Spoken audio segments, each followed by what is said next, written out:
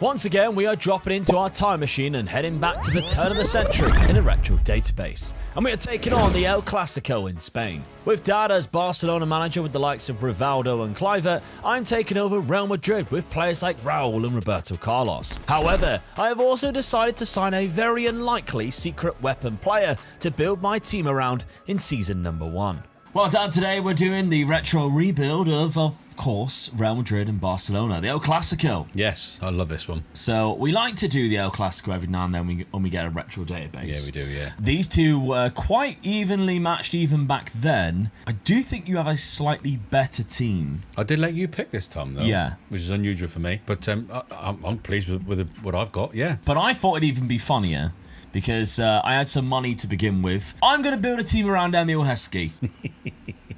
That is funny. I looked at him and I thought, well, because I was going for a striker anyway, and I just needed a backup striker, and then I thought, he's got good heading ability. For some reason, he's 15 for crossing, which was really bizarre. Yeah. He's fairly quick, but he can jump, of course, 0 balance. Which I found hilarious, but 20 strength, and he works hard. Well, to be honest with you, I can remember watching Emile Heskey play for Liverpool. He was always quick, he was always strong. It was his first touch, was the worst first touch in my life I've ever seen. Yeah, I mean, a 10 for first touch here, and composure of 9.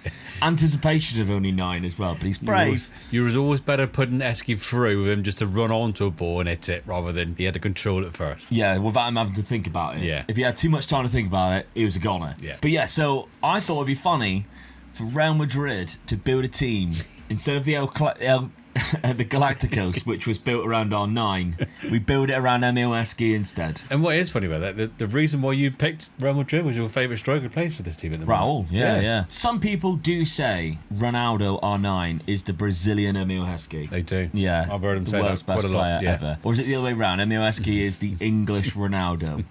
Maybe not. So I've signed him from Liverpool. £16 million. He's got 5 goals in 5 games so far on a player of the match. Hey, he's no mug, is he? Not bad. Michael Ballack was my other signing from Leverkusen for £14 million. Great player. Just a bit of depth in midfield because for some reason Cambiasso loaned out in season 1 and we needed a little bit of depth in there. So we've gone for a 4-2-2. You can see here we've gone for a target forward because that makes sense with Emile Heskey up front. A false 9 in Raul.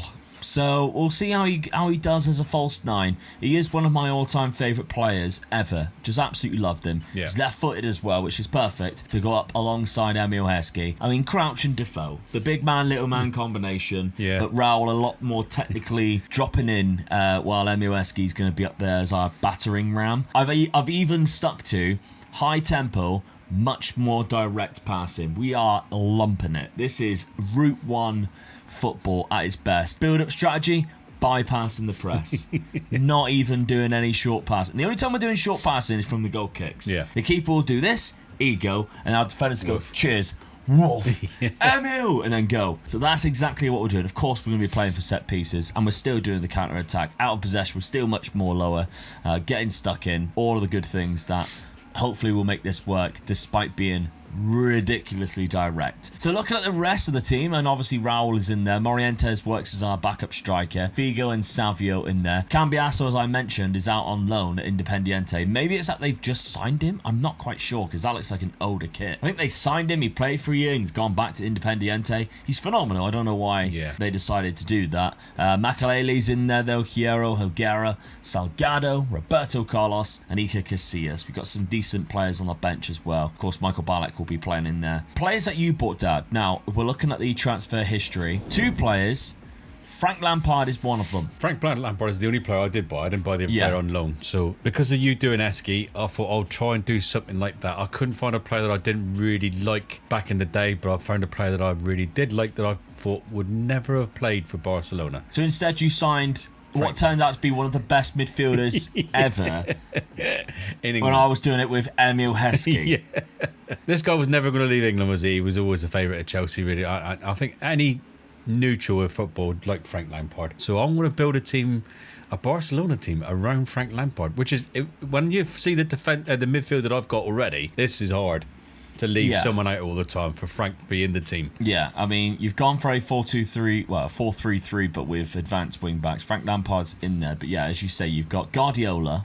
Do you know, I couldn't believe how good he was. Yeah. Well, I couldn't remember how good he was. Yeah. But yeah, it was hard picking the player to leave out. Emmanuel Petit. And we all know how good he was, yeah. Yeah, former Arsenal player, of course you'd say that.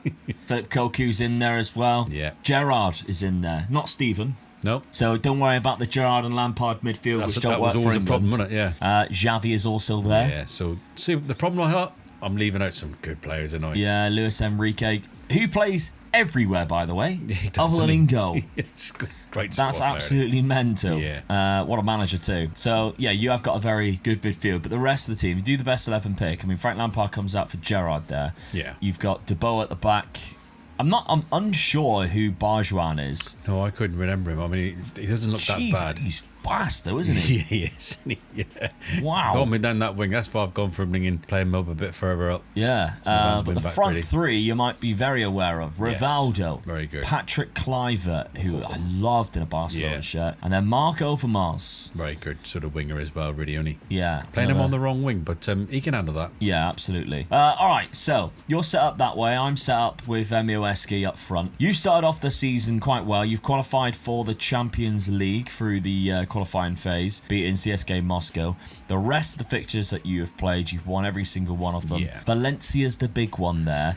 it was Deportivo a La great- Coruña is also a good Yeah, one. it was a great result as well. Valencia 5-1. So yeah, I'm sort of like great start for me. I'm pleased with Yeah. that. Now, we know from the Glory Hunter days, Valencia caused us a lot of trouble, but it was because David O'Leary was the manager. Yeah, he was. Yeah. He isn't the manager here yet. It's still Hector Kuiper, but they've got a great team. John Carew, Juan Sanchez. They've also got some youngsters, which turn out to be class as well. So they could be a trouble for us, because in real life, they do go on and win the league. Yeah. Of course, Deportivo La Coruña 3-1. They got some good players, one being Roy Mackay. I liked Roy Mackay, I did. Yeah, he was a good player. I don't remember him being that quick, but I liked him, I think, on LMA Manager. He He is. was a really good player on there. So you get your Champions League group. Let's have a look at my fixtures, because, of course, I didn't play in that Champions League quarterfinal, in the qualifying stage, but I did play against Galatasaray in a Super Cup, because, of course, they win the UEFA Cup the season before. And I beat Valencia 5-0 as well. Yeah. Now, is this... Emil Eski scored 2. Is this like sort of leading us in a false sense of security, thinking, oh, Valencia's going to be awful, and then one of us finishes in third? Yeah, it could well be, couldn't it? Zaragoza is what cost me, though. Yeah. Even against 10 men, we could not beat them. They equalised in the 85th minute. So that's disappointing. Other than that, we're looking all good for season number 1. So let's see what happens then. Standard rebuild rules apply. We don't win any points for Super Cups, but if we face each other in a cup, whoever wins gets a point. The rest of the points are all up for grabs. Let's see what happens in season 1. Well, season 1, Dad, you take the title by 13 points. I didn't expect that. it to be that much. No, I didn't. No, only lost 2 games, so that's why I won the league. 134 goals. Lost to Valencia. That's going to bite us in the ass straight away, isn't it? Yeah. Numancia was the other club that... Where did they finish? They Fourth from bottom. On the last day of the season, they saved themselves from being Yeah. relegated, so fair play to them. I lost 7 games. I lost one of them to you and drew the other, so you do win another point as well as the 5 points for winning the league. You scored 134 goals and we conceded the same amount. That's mental. Yeah. So that's really good. But I can see why, because it looks like Patrick Kluivert was scoring silly amounts of goals. 38 in 34 games. Yeah, really good. Mental. And we know how good he is. So Yeah. I'm just surprised how far up that lead board it is. Mweski.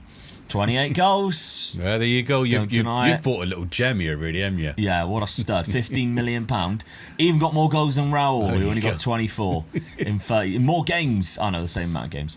So, very good. Frank Lampard's there, though, 16 Yeah, from I'm pleased with midfield. that. Good signing. Sort of filling in that midfield role. Yeah. I reckon he'll get better and better with the more seasons he plays in there. Well, indeed. Now, the Super Cup, I beat you in it. So I do Ooh. win a point. So that is another point, but I don't win anything for the Super Cup itself. However, the Spanish Cup was won by Valencia. We knew that was going to happen, didn't we? Oh, straight away. We knew it was going to Wouldn't happen. you believe it? We didn't even get to the semi-final, did No. So, 4th round, we've got past that. Quarter-final stage. I got knocked out by Bilbao. You got knocked out Atletico Madrid, who, by the way, is in the 2nd tier. That is such a bad result for me, Yeah, isn't it? because the season before, if I think I remember rightly, they go down while having the top scorer of the league, Yeah. Jimmy Floyd Hasselbank. Good fact, that is, isn't it? It is a good fact, yeah. I'm pretty sure he was the top I bet he scorer of the could- league, I and they bet still he got couldn't relegated. believe that. Yeah, because then he got his move to Chelsea. Yeah. For £20 million, whatever it was. So yeah, Atletico Madrid in the second tier. You won't believe it now. You're watching them in the semi-final of the Champions League. Yes. And, 25 years ago, they were in the second tier. But there we go. All right. Champions League, though. Let's see who won that one. I was down in the quarterfinals. Oh, you got to the final and lost. Actually, you got battered. 5-1. Yeah, 5-1, yeah. By Diego Simeone. Speaking of Atletico Madrid in the Champions League semi-final. Yeah. Sven-Goran Eriksson's Eriksson, yeah. Lazio. Good Diego manager. Simeone scored. But yeah, Disappointed with that. Could have been a good season for me, but all right, I'll take it though. got done by Sven's 4-4-2, which Yeah. never worked for England, but did very well here for Lazio, winning the Champions League. They had an unbelievable team. Yeah, I'm just If looking you at some ever of the play players. this retro database, Press Lazio is the team that Yeah. you might be surprised of how good they were. There's honestly so many. I mean, I don't even think Nesta's there, but Nesta's like their best defender. The Yeah. rest of their team's disgusting going forward in midfield. It's an unbelievable team. So it's obvious why they've gone on and won that. All right, so let's start at the quarterfinal stage. We both got through that. That's where I was eliminated. You knocked out PSV and then beat AC Milan, who knocked me out in the round before that. And Chelsea even got there, which is quite good because this is before Mourinho and whatever his face was from Russia's money. Yeah. So they've done quite well there. All right, leave it out to me then. Emil Heskey, how many did he get across the season? 37 with 16 assists. Ain't bad, Brilliant. is it? Brilliant. Raul got 35 and 26. Very good from him. The number, that is ridiculous numbers.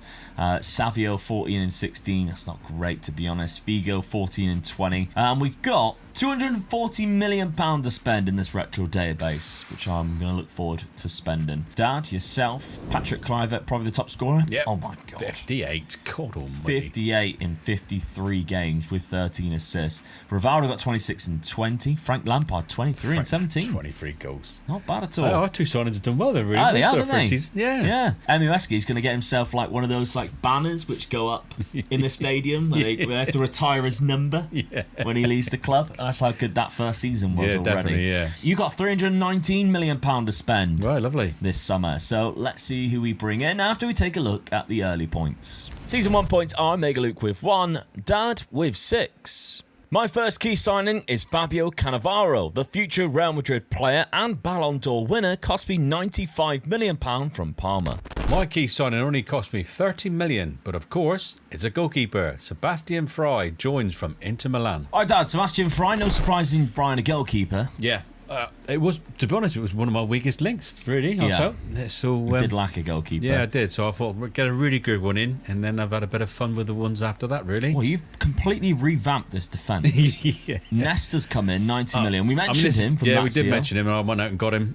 This is probably going to be my best defender, probably for the rest of the challenge, really. He's going to last me that long, isn't he? Yeah, he might have been the world's best defender around this period as well. So it was worth Phenomenal. spending the money on to get him in. But I got a few players around him that's going to be quite interesting. Ian Hart. Ian Hart, yeah. I mean, who can remember him being that good? Yeah. So I thought when he came up, and I thought he ain't bad, you know. Him and Harry I'm Kewell. gonna have a bit of a laugh with it and get him in. Yeah. So yeah, I got him in. And then Rio Ferdinand Rio from West Ham. Ferdinand, yeah, and I still like signing Rio when he's this young as well, because this is when he comes good, and he does get better and better as well. So Yeah. I got two really good centre backs and a good left back, I think. And then, looking going forward, Yes. 2 new strikers. Nicolas Anelka. Yeah. I mean, he was so good when his pace was, he's so fast and he's so. He had some career, didn't he? When you Yeah, think he did. about here, he's only 22 years of age. Look at all the clubs he's already played for. Yeah.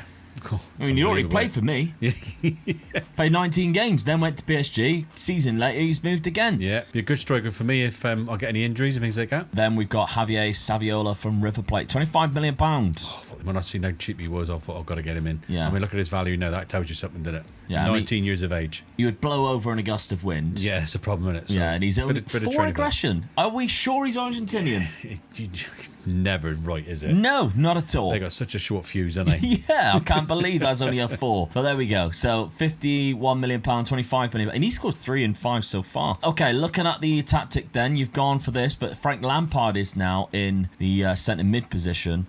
Ferdinand, just change and it a little Pyle. bit. Yeah, just change it a little bit and locked a couple of players in that I want to keep in. I want to try Pyle really and see if I can bring him along as the right back, because I'm sort of, that's another weak point that I've got as well. So with Nesta and Ferdinand sat there beside him, I reckon he'll be all right, really. So yeah, try that. Okay, well, let's have a look then. I've already signed one key player, but the rest of the transfer window, there were some big names as well, alongside Cannavaro. Clarence Seedorf being one of them, £87 million, all-rounder, very much so. The definition of a world-class midfielder in this time period. Yeah, very good player. Only 25 years of age, 87 million. Yap bloody Stam. You love this guy, don't you? Oh, absolute legend. Yeah.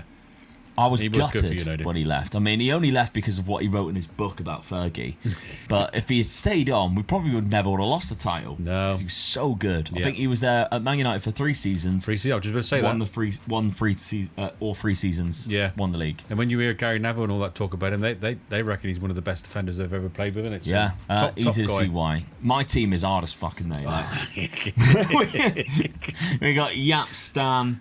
We have got Emil Eski. We're looking hard. Cambiasso's back as well. He's a bit of an hard bastard as well. Cristiano Ronaldo. Here we go. £15 million for a 16-year-old. That lowers down the hardness. Yeah, it does, yeah, a little bit, A yeah. 16-year-old Ronaldo who loved to fall on the floor. It's going to be how long are you going to take to get him in the team and get him up to where he can play, where he is? Yeah. I just love the idea of Ronaldo whipping a cross in for Emil Eski. Who would have thought you'd have ever said that? I know, right? But yeah, he's got 20 natural fitness, determination, and flair. 320s at age 16 ain't bad, is it? Personality, That goes to show how good he was. perfectionist. Yeah, it goes to show how good he was right at the beginning of his career as well. When you Yeah. can understand why United, when they played that, was it a friendly or Yeah, it's a something? friendly, and he absolutely rinsed Gary Yeah. Neville. Yeah, you can understand why they decided to buy him as soon as possible, can you? Yeah, so I've decided to lock him in. Oh, I didn't think you'd do that this season. I thought you'd have loaned him out. Nope, locking him in. I think we need to. I mean, Savio was my left midfielder last season. We ain't missing much. No. He was a Worth a little bit gamble, then. terrible, yeah. Clarence Seedorf, Cambiasso in midfield. He's back, as you can see, after his loan spell back in Argentina. Heskey up there with Raul. Love to see it. I'm happy with it, and let's go for it. So, Stam and Cannavaro at the That's a back. hell of a defence, isn't it, really? Yeah, Roberto Carlos on is the there. right and left as well. Helguera's not amazing, but No. I think right backs is really hard in this Yeah, database. I struggle to find when I'm looking. Yeah, so I don't think there's a really good one. Maybe I'll have to find a defensive midfielder and just pop him in there anyway. We'll see where that one goes. But yeah, I struggle for a right back. Fixtures though. Let's start the season well. We lost to Valencia. Can't believe it. This is not going to go good. However, we did beat you 1-0. yes, Guardiola got so annoyed he got sent off and went home for an early bath. but then I still 1-0 down. Yeah, Carlos got a 19th minute. All your top strikers must have performed that day. What, Roberto Carlos is the only goal? Yeah. You got to say, he still lost. No. Yeah, They're giving it the big one. Oh, your big striker's lost. Yeah, you can score it either. So we've got Champions League games. We get Panathinaikos, Paris Saint-Germain, and Boavista. So it's nice to see some different teams in there in that first league phase that you go into. But yeah, you've also dropped points to Bilbao, Dad. So Yeah, not a that's bad news. fantastic start. Beat Mallorca and Malaga 6-0 and Valladolid 3-0. So Clive was around. Look, he is scoring goals elsewhere. He just cannot score against the big boys. No. Bad result against them. So there we go. You got Roma. Roda? Wow, really? How did they qualify? Don't know. That's mental how they've done that. And AS Roma. Wait, I'm going to check something because now the Retro Database has the Eredivisie in there, so we can check this. Where did Roda finish? They finished second. That's crazy when Feyenoord and Ajax are in the league and have the players that they have. I mean, everybody loves Richard Nopper. Still better than any of those. They had JJ Okocha, Karel Poborski. I mean, how is Roda finishing second? That's mental. Who have they got? Is their best player's a goalkeeper? Good goalkeeper, though. Not a bad keeper. Nope. Danny Lenzat, I remember him. Yeah, of course we do. Yeah, what a legend. I actually do remember Danny Do you? Lenzat, though. Yeah. Not me. Yeah, but that's the only name I recognise in that team. Who's that? Mark Nygaard? I mean, he is class, to be fair. That's a hell of a good player. Yeah, you've seen him, you'd buy him, wouldn't you? I should have got him. You should have done, really. He is the Dutch Emil Heskey. Look at that, look. 6'5", 20 heading, 18 bravery, 20 jumping reach. Mark Nygaard. Should have got him instead. Yeah, you should have. I'm going to do a different video just based around that guy. Didn't even have a face back in this. He was that unpopular. But there we go. All right. Well done to Roda. They're in the Champions League and you got to face them. Let's see what happens season number 2. Well, it's another league title for Barcelona, but it's a lot closer this time 2 round. points. Just Very the 2 close. points. You lost 3 games all season. I get a point there. We draw one, please. No. Damn. 5 losses, unfortunately, both to Valencia. You've put the curse on yourself, there, didn't you? Haven't they? Patrick Kluivert, though, has scored 41 goals there. That is absolutely insane from the man. 41 goals.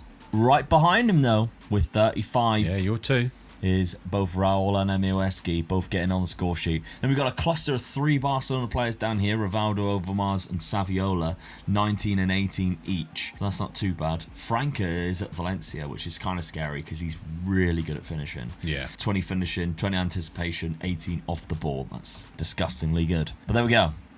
Kluivert, 41 in 31 games. Who won the cups? Oh, you've won the Spanish Cup. So you've done a domestic double there. Yes. The Beating Super Valencia Cup. as well. I beat you in the Super Cup final, so I do get a point there. Oh, I need to find out where I was eliminated in the Spanish Cup. Quarterfinal? Oh my God. More points for me.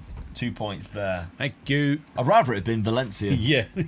Champions League. I was on down the second group phase. That's disappointing. Lazio win it again. That's crazy. Yeah. Zaghi, Hernan Crespo, then a 96th minute penalty Oh. against A lot of Manchester pressure United. then. Yeah, that would have been devastating. Okay, let's have a look at this second league phase then. Who knocked me out? I was bottom of the group, Jesus. Roma, Manchester United and Porto. I used to quite like the 2 group phases. Yeah, I did, yeah. But- I don't dislike where we're doing it now, to be honest with you. No, I do like that. I just think like we've gone from being very finite into these groups to now everybody's in a group. Yeah. It's just a little bit weird, isn't it? But I had Leeds in my Leeds, group. PSV, PSG got through on that one quite nicely. Then you was eliminated in the semi-final? No, quarter-final. Quarter-final stage by Roma. So a bad exit there, Yeah. unfortunately for you. We have not done very well in Europe this time round so far. Well, you got to the final, but still. Emil Heskey, 39 goals and 13 assists. Lovely stuff. Well done, Emil. And then Raul, 41 and 16. Very good from him. Yeah. Morientes coming off the bench, got 21, 24 assists from Figo. Ronaldo, first year, 9 and 19 assists. That's not bad at all. So a bit of development as well there. Not too bad. We've got £242 million to spend. A serious development. Is he looking better now? Are you going to develop, is he? He's made of bloody stone. Nah, he ain't getting any better. But he's just rated really highly because he's performing so well. Yeah. Yeah, I don't think he's I think getting his any balance better. is only 7. Oh, hang on. His first touch has gone up to 11. Oh, yeah, he's got a little bit better there, hasn't he? Yeah. So we are getting slightly better, Emil. I love to see that. Very good.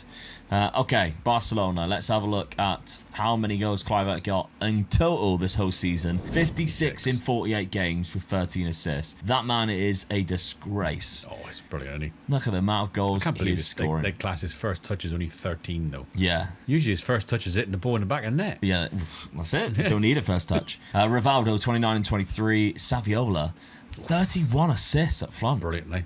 Just finding Patrick Kluivert. Yep, that's all his job was That's all doing. I paid for him to do. Yeah. Overmars has had a great season as well. Ian Hart, 19 goals. 19 goals, That is 17 because assists. he has got 19 free kick Yeah. taken and 18 penalties. Yeah.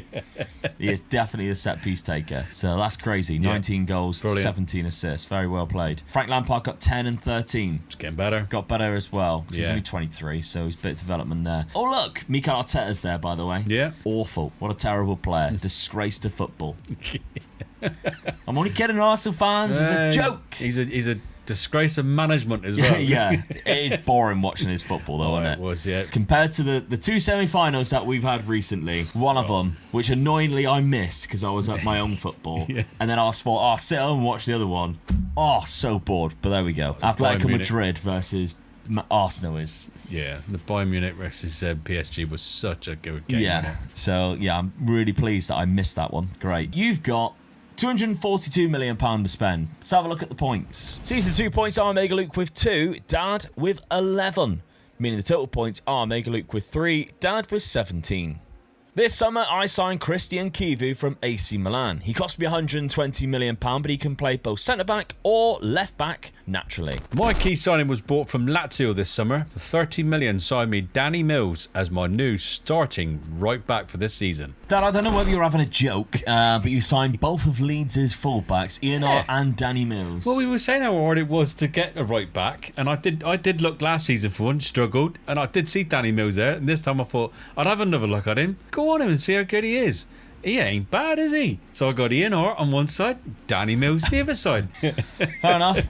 Jimmy Floyd-Hasselbank, we mentioned him already. Yeah, I mean, he should have been my sort of star player, but I just thought it was just all more funny to put in Danny Mills. Yeah, fair enough. £66 million he costs. That was but I mean, big players going out. Guardiola went for £60 million. Yeah. Petit went $35 million. Some of them didn't want to sign new contracts, and some I just thought, I'll have the money. They're not playing, so I'll let them go. Yeah, so some disappointed Rio Ferdinand going. I didn't really want him to go. Release clauses cost you there because Ian Hart's gone as well. I still left £338 million in the bank. Yeah. So not wasting the money.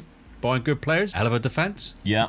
Still got Frank Lampard there. Yeah, still got him there. Still That's locking the main him in. thing. Unpicked positions, let's have a look. So we've still got a good side. I think you could have done with another centre-back. The ball's still good. Yeah. But yeah, you might need one for next season. Yeah, I mean, I just lost Rio Ferdinand, so Rio Ferdinand would have been in that. Was that's the what I position mean. I bought for. Yeah, you lost him. I probably could have gone out and just got another one in, but I'm going to take a chance and sort of go with what I've got, really. Okay, well, let's have a look then at my players. So, outside of Christian Kivu, I did spend quite a lot of money. I bought in Christian Abiati, who again could have been another key player for me. He was another AC Milan player as a goalkeeper. Casillas is good, just doesn't really develop into the actual real-life Casillas, and we know how good he was. Yeah. And then I've also gone for Christian Panucci. So it's 3 players here from Milan clubs, but a good right back. Again, we mentioned the right backs. They are tough to get. This is kind of the best right back that I managed to pick up. But we have changed our shape. We've gone for Eski and Cristiano Ronaldo on that left-hand side, but we've gone for this sort of this thing again where we have in the middle Clarence Seedorf and Cambiasso. So that's kind of what we're looking at right now. And fixture schedule,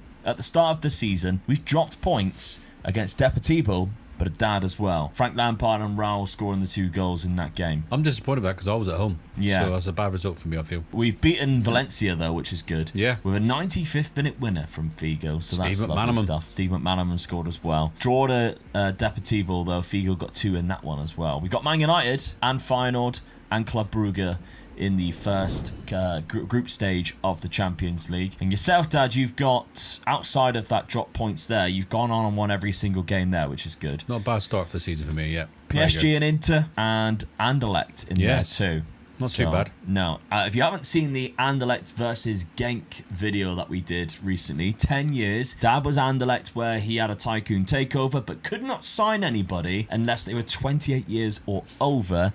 And I was the manager of Genk and I couldn't sign anyone unless they were under 23 years old or 23 themselves. But I didn't have any extra money. So that's what made it quite an interesting 10-year trophy race. One of our best videos that we've done, I think, in FM26. So go and have a look at that one. But right now, we are trying to... Well, I'm trying to catch up with you in this because you took the lead in points. So let's see what happens in season number 3.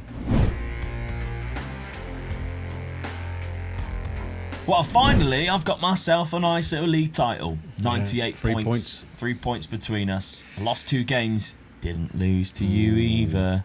True to tell you, though. That's so frustrating.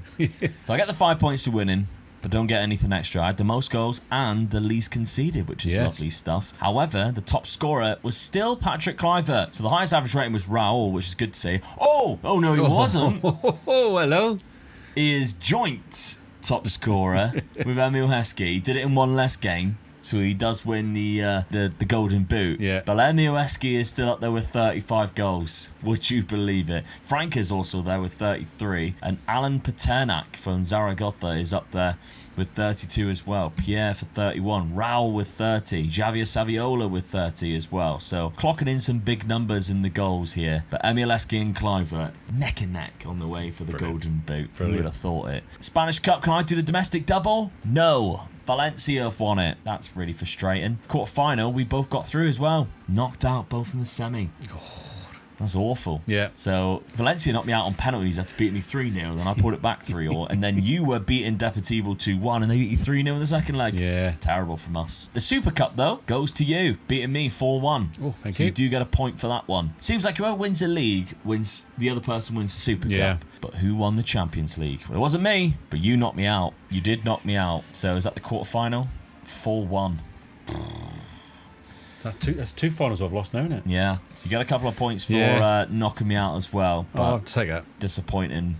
Always And make who prizes. beat you in the semi-final? Manchester United. Well, no, that's who you beat in the semi-final. Then Juventus beat you in the final 2-0 after extra time as well. Edgar with that. Davids and Maresca. Edgar Davids, what a player he was. as Loved well, eh? Edgar Davids. He was class, wasn't he? Took me ages to work out why he had to wear glasses. He was allergic to grass or something, wasn't it it? was, yeah. So that's... Weird, isn't it? Yeah. Emil Heskey, 48 this season with 15. Loving this. This is so good. Who would have thought he'd be I've that got to good? say, how many of you guys thought he was on for a winner here? Yeah. Raul with 35 and 22. Figo with 21 and 23. Cristiano, 13 and 17. Very good for, He's was got- he now 18 years ooh, old? he's got better as yeah, well. Here he comes. So, there we go. That's what we like to see. In a couple of seasons' time, he could be the world's best player. Who knows? I've been given 229 minutes. I say world best player after Emil Heskey. Then I've been given 229. Let's have a look at what's the lay of the land here. Clive at 47 goals. 44 for Saviola, though, with 29 assists. God,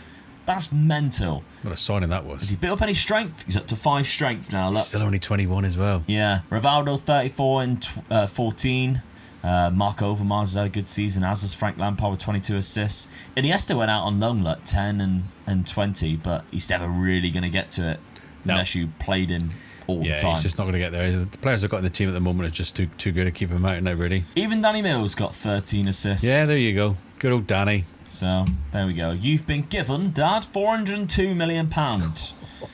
Let's have a look at the points. Season 3 points are Mega Luke with 6, Dad with 2, meaning the total points so far is Mega Luke with 9 and Dad with 19. I only bought 2 players this summer, but my key signing is none other than David Beckham. £120 million from Manchester United. My key signing is Kevin Hoffland from Chelsea. I needed a left-sided centre-back, and he cost me 75 million. Yes, Dad, after Rio Ferdinand left, the signing of Hoffland seems Yeah. like a smart deal in my eyes. You had so many players Yeah, I leave lost a the lot club. of players then, yeah. But yeah, so Hoffland has joined, 75 million. You've also brought in quite a few recognisable faces as well. Gareth Barry's there. What a signing I think this is. And he got the amount of most... Not anymore. No, he hasn't anymore. No, James yeah, Milner has. James Milner got it, yeah. So, yeah, he's a good signing. I thought another left-sided sort of centre-back as well. I got in it, so I got one that can play centre-back or left-back, really. I wonder whether he was actually a centre-back back then. Yeah. Because he's got terrible attributes for it.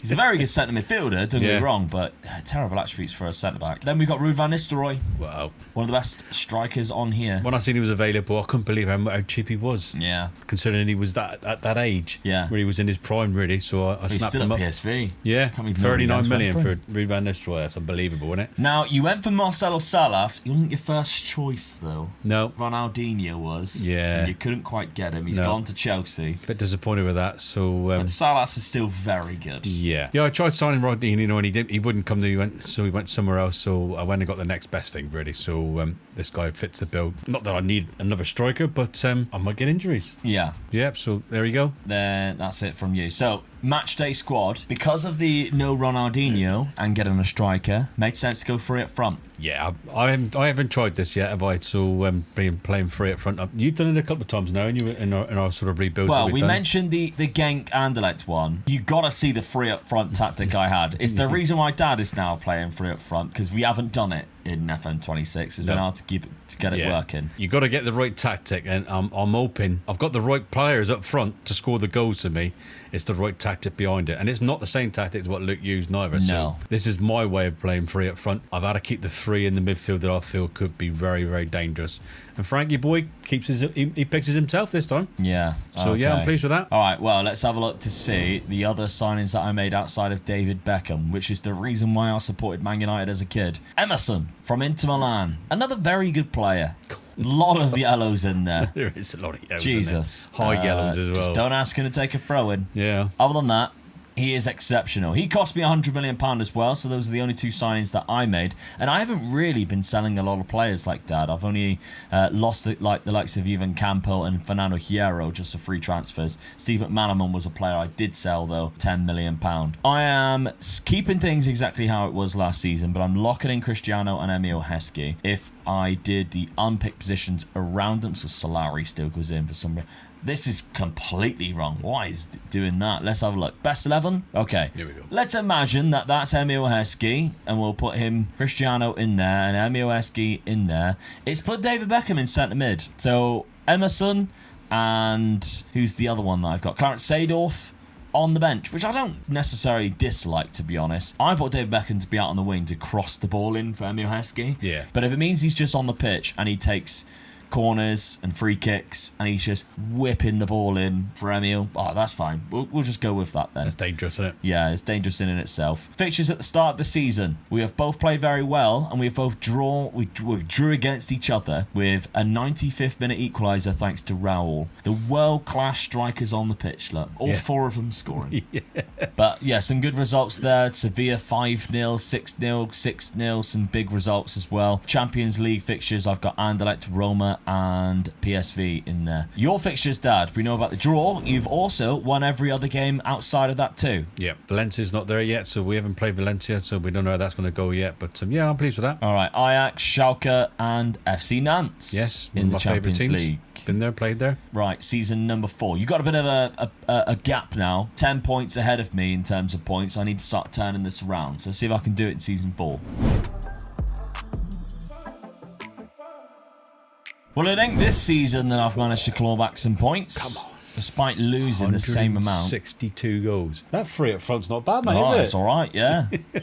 Only conceded 30 as well. You lost 2 games. I did beat you in 1, so that's 1 point. Did we draw the other? We did. Yeah, didn't beat you. All right, you get 5 though, so you gain 4 points just from that. Sevilla going down 20th place. Cool. Dear oh dear. Top goal scorer. This is ridiculous. He had 2 other people up there with him, and he scored 52 goals. It's unbelievable, isn't it? It's mental. 52 goals in 36 games. Raul got 24 in 38. Emil Heskey 22 in 37. That's dropped off quite a bit. The cups though. Spanish Cup.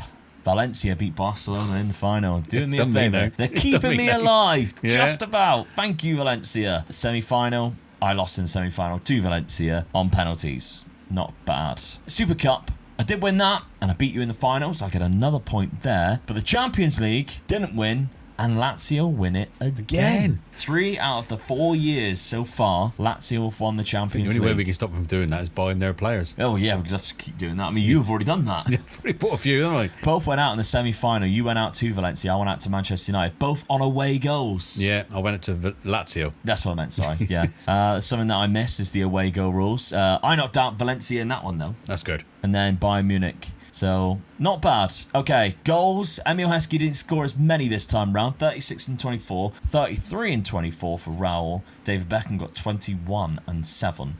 He had 7 assists, though. That's bad for Beckham, isn't it, when you think of it. 22 assists, though, from Cristiano Ronaldo. And 28 assists from Figo, who does still have 20 for crossing. Yeah. So it's not bad not having Beckham out there. No. Because he actually probably takes corners, Figo. He's got 20 for corners. Yeah. Whereas I think David Beckham doesn't. I think he has 19, 17. 17, yeah. So he probably takes free kicks. Figo takes corners. Yeah. I always picture, like, you know when you, like, got that little, like, snapshot of a player in your head? Figo, for me, is always taking the corner. Is he? I don't know why. Yeah. He's just, like, running up to take the corner. Yeah. That's my little snapshot of Figo growing up. Cristiano Ronaldo, though, he is now amazing at 19 years old. So it's definitely paid off, keeping him locked in every single season so far. So I'm happy with that. In the final season, we've got £198 million to splash on whoever we want. 66 goals, 16 assists in 57 games for Patrick Kluivert. World class. Ridiculous stuff. Yes. That's what's got me so many points so far, isn't it? You got 4 strikers that have nearly got 30 goals.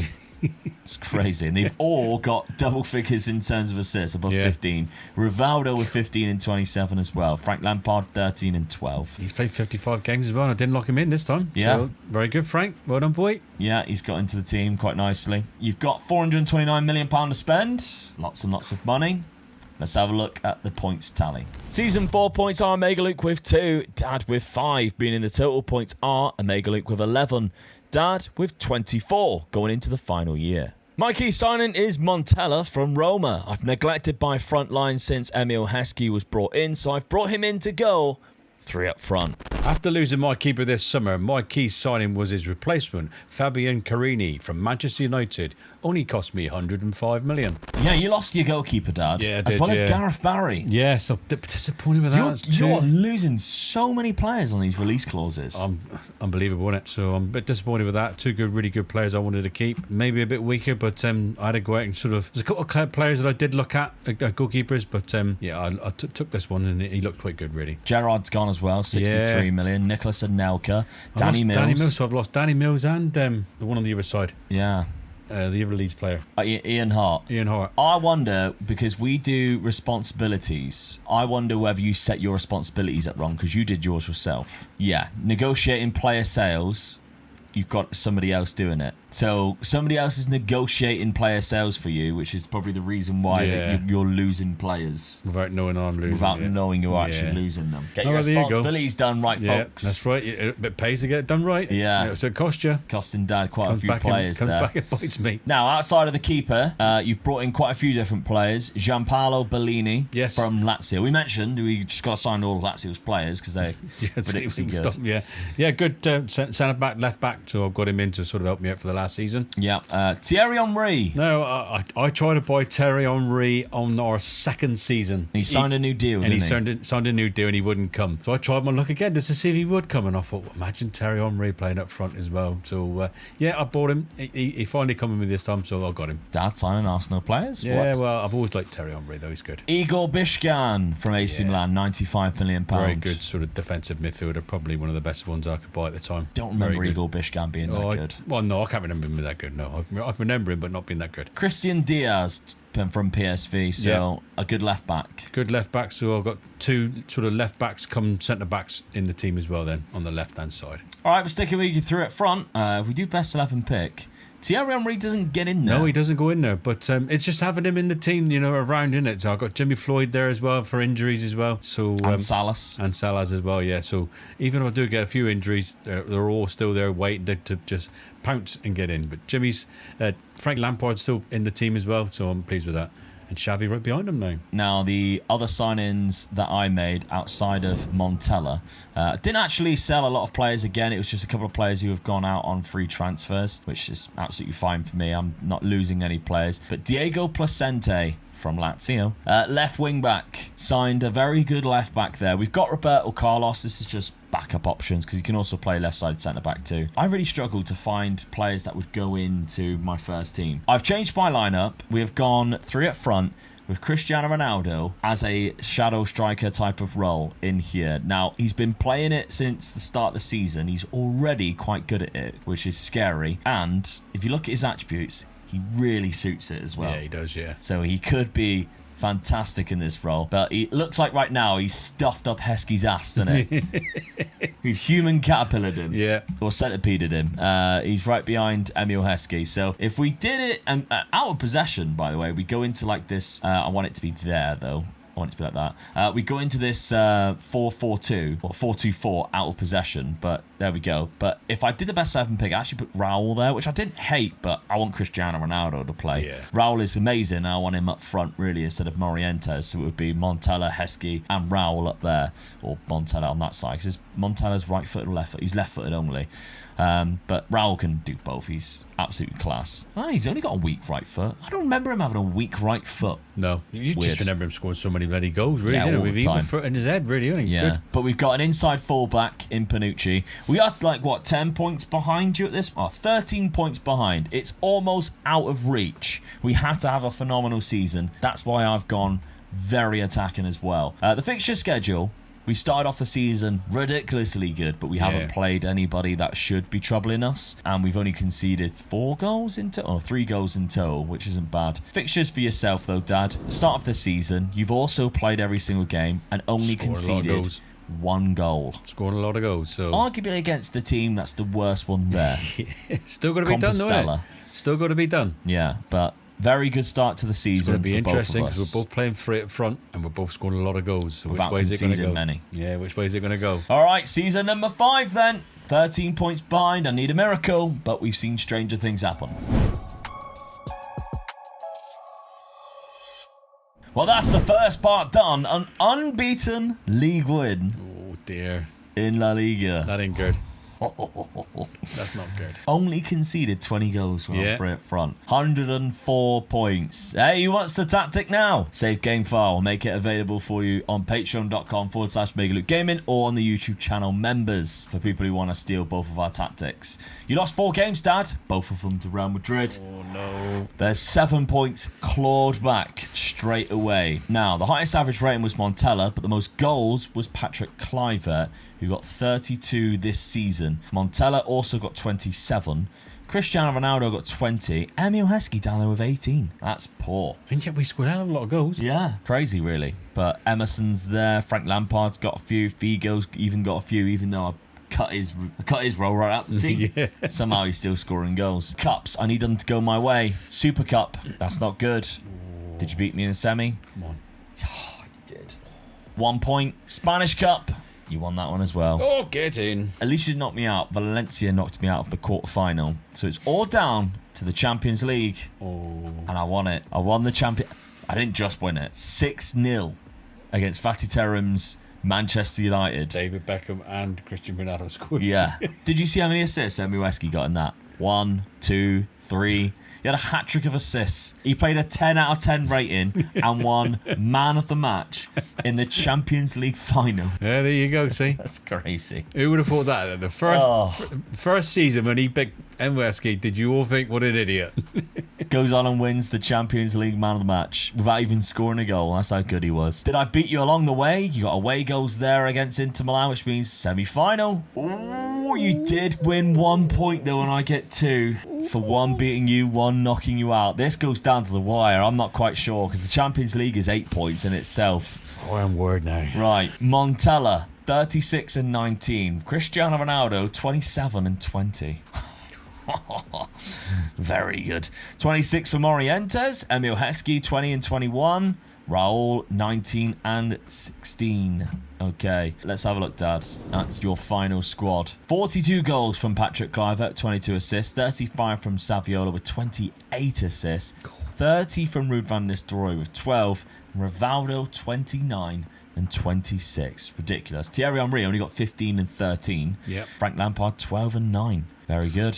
Pleased with that? Yeah. Is it enough? Well, let's have a look at the final points tally. Season 5 points are Omega Luke with 17, Dad with 5, meaning the total points are Luke with 28 and Dad with 29. Oh, 1 point away. It's that second leg in the Champions League. Yes. Because if I beat you in that second leg, I get the point. You don't, I win it. God. 1 point in it at the end.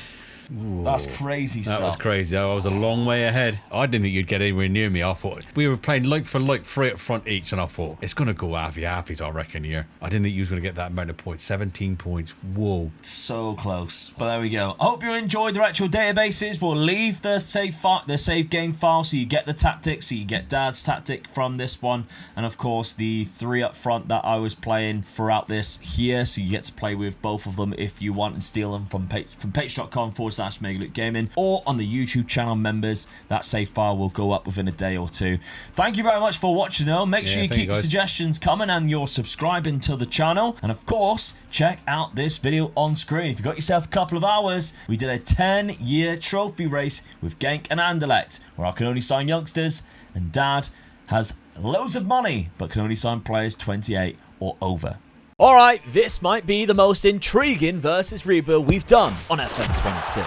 Because today we're going back to Football Manager set in 2015-16, prime era for El Clasico. And it's father versus son in this retro database in the biggest rivalry in football. Dad has got Barcelona, Messi, Suarez and Neymar, the full MSN cheat code. And I've taken over Real Madrid, Ronaldo, Bale, James Rodriguez, Galacticos mode. Every trophy, every title, every win against each other earns us points. And after 5 seasons, whoever has the most points wins wins the entire challenge. So this isn't just El Clasico, this is Prime Ronaldo versus Prime Messi.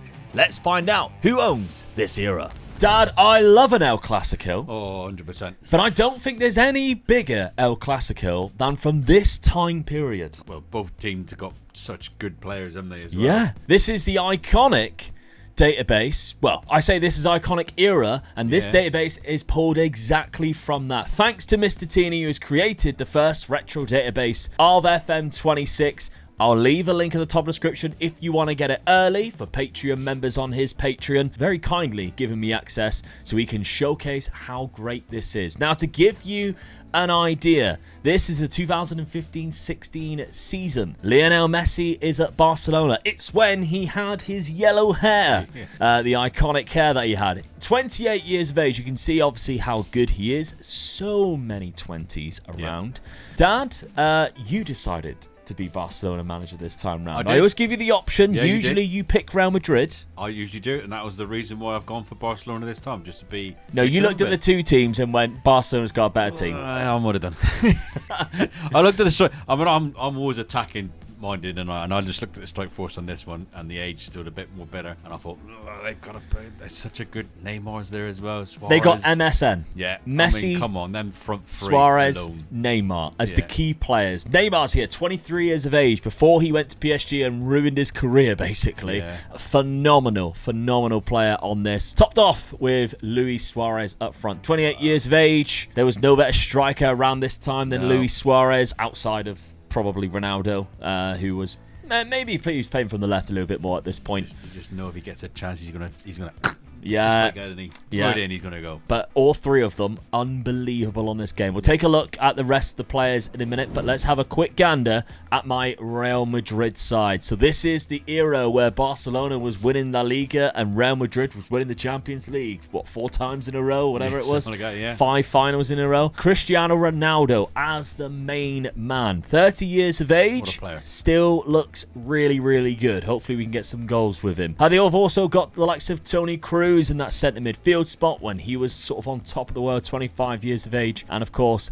Gareth Bale is here. Legend at Spurs. Yeah, Gareth Bale. Loved him. 26 years of age, in his prime before he really fell in love with golf. To be honest, he isn't as good as what I thought he would be from this era. I mean, even his acceleration. He was a lot quicker than that. His acceleration, I thought, would be higher. I mean, his pace is 19 there, but he was a lot quicker off the mark. Don't blame Mr. Tini for this, though. This is all pulled from the actual game itself of FM16. So they're all, if you do go to download it and you have iconic Wonder Kids that you remember from that period, they're all here. And you might see some of them pop up in this video. Who knows? I'm also going to be doing a career simulation or a simulation of this database all the way up to modern day with the new gen pack that comes with it. So all the players coming through, the likes of Mbappe, Jude Bellingham, we'll have that on the channel this week as well. So make sure you subscribe so you do not miss what happens when we re-simulate world football for 10 years and bring it up to what would be present day. So Gareth Bale also in my team. Now, we didn't sign any players in that first season. Did you sign any players? I don't think you did. I know I didn't anyway. I looked at this team and thought, I don't need it. No, you didn't either. We stayed true to it. So let's have a look at the side then. You've gone for a 4-2-3-1, Dad. Yes. With Lionel Messi in that attacking midfield That's where I've spot. always like. I mean, the computer keeps putting Messi on the right, doesn't it, as the right winger coming in. But I always think Messi's more dangerous just beyond the striker. He can go right, he can go left, he can go direct. Yes. And that's where I wanted him to be, really. With Neymar on the other wing coming in as well, I just think that's lethal with Suarez. So, yeah, I stuck the other guy out in the front. Yeah. On the right wing. Arda Turan, not a bad player, to be honest. No. Then you've obviously got Neymar on the left, Suarez up front, Messi in behind. Sergio Busquets, one of the best to ever do it. Only 27 years of age in this. Again, look kind of underrated, to be honest. Yeah. Mascherano was also there, so very good player. That's the only one I indeed. think I might have to replace a couple of seasons down there because he's 31 already, but we'll see. Yeah, Gerard Piqué's there. Vermaelen, maybe not the best defence. No, that's another one where so I'm sort of thinking a couple of seasons' time. Because even Dani Alves is 32 here. He's got good natural fitness, but 18, so I reckon he'd do another 2 seasons. Jordi Alba should be absolutely fine at left back. Don't need a fine on left back, I don't think. No, and then I you got don't think Ter I need Stegen in goal, who's stay there any he's a world class keeper too. So if you're looking at your team, really, I think great attacking I'm in the attacking 3. I think your attack's better. I think I have a better full squad balance. Yeah, probably, yeah. But let's have a look. Now, at the start of the season, we haven't played each other, but you have played a fair amount of fixtures already. So let's take a look at that fixture schedule, because you've played 6 in total, dropped points at home to Villarreal. The rest of the games, you are scoring goals. Yes. And that's a big win against Atletico. Oh, definitely, yeah. Because if you remember rightly, Atletico also have a very good team around this time. Yeah. Still managed, of course, by Simeone. Don't like him, do we? But the likes of Diogo Godin is there. Antoine Griezmann as a key player.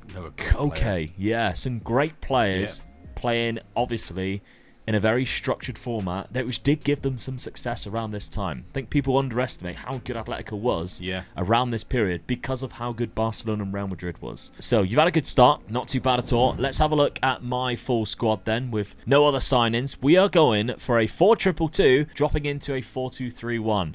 I'm pulling the trigger, and I'm putting Cristiano up front alongside Karim Benzema. It's a guy that just got better when he got older. He did, didn't he? It's such a shame that he went to Saudi. Because he was still performing. He could still do it in like a top league, and now obviously we don't have access to watch the Saudi league. We don't ever see Karim Benzema play. I do think that the break for him at Real Madrid was Cristiano Ronaldo leaving. Yeah. And then he definitely took over. He could step up a little bit. He definitely took over and started scoring the goals for Real Madrid. But Modric behind him as well. Didn't have to help him though, didn't he? Luka Modric. What a player that guy is. 29 years of age, obviously still playing for AC Milan in real life. James Rodriguez. He was amazing back then. Keep bringing these players up, didn't you? Yeah. I mean, I'm looking at your team sheet. There's still a few more on there you ain't even mentioned yet. If you look at this, James Rodriguez, 24 years of age, look how good he is. Yeah. Who would have thought 10 years later, I couldn't even tell you what club he's at. I mean, he's been to Everton. Yeah.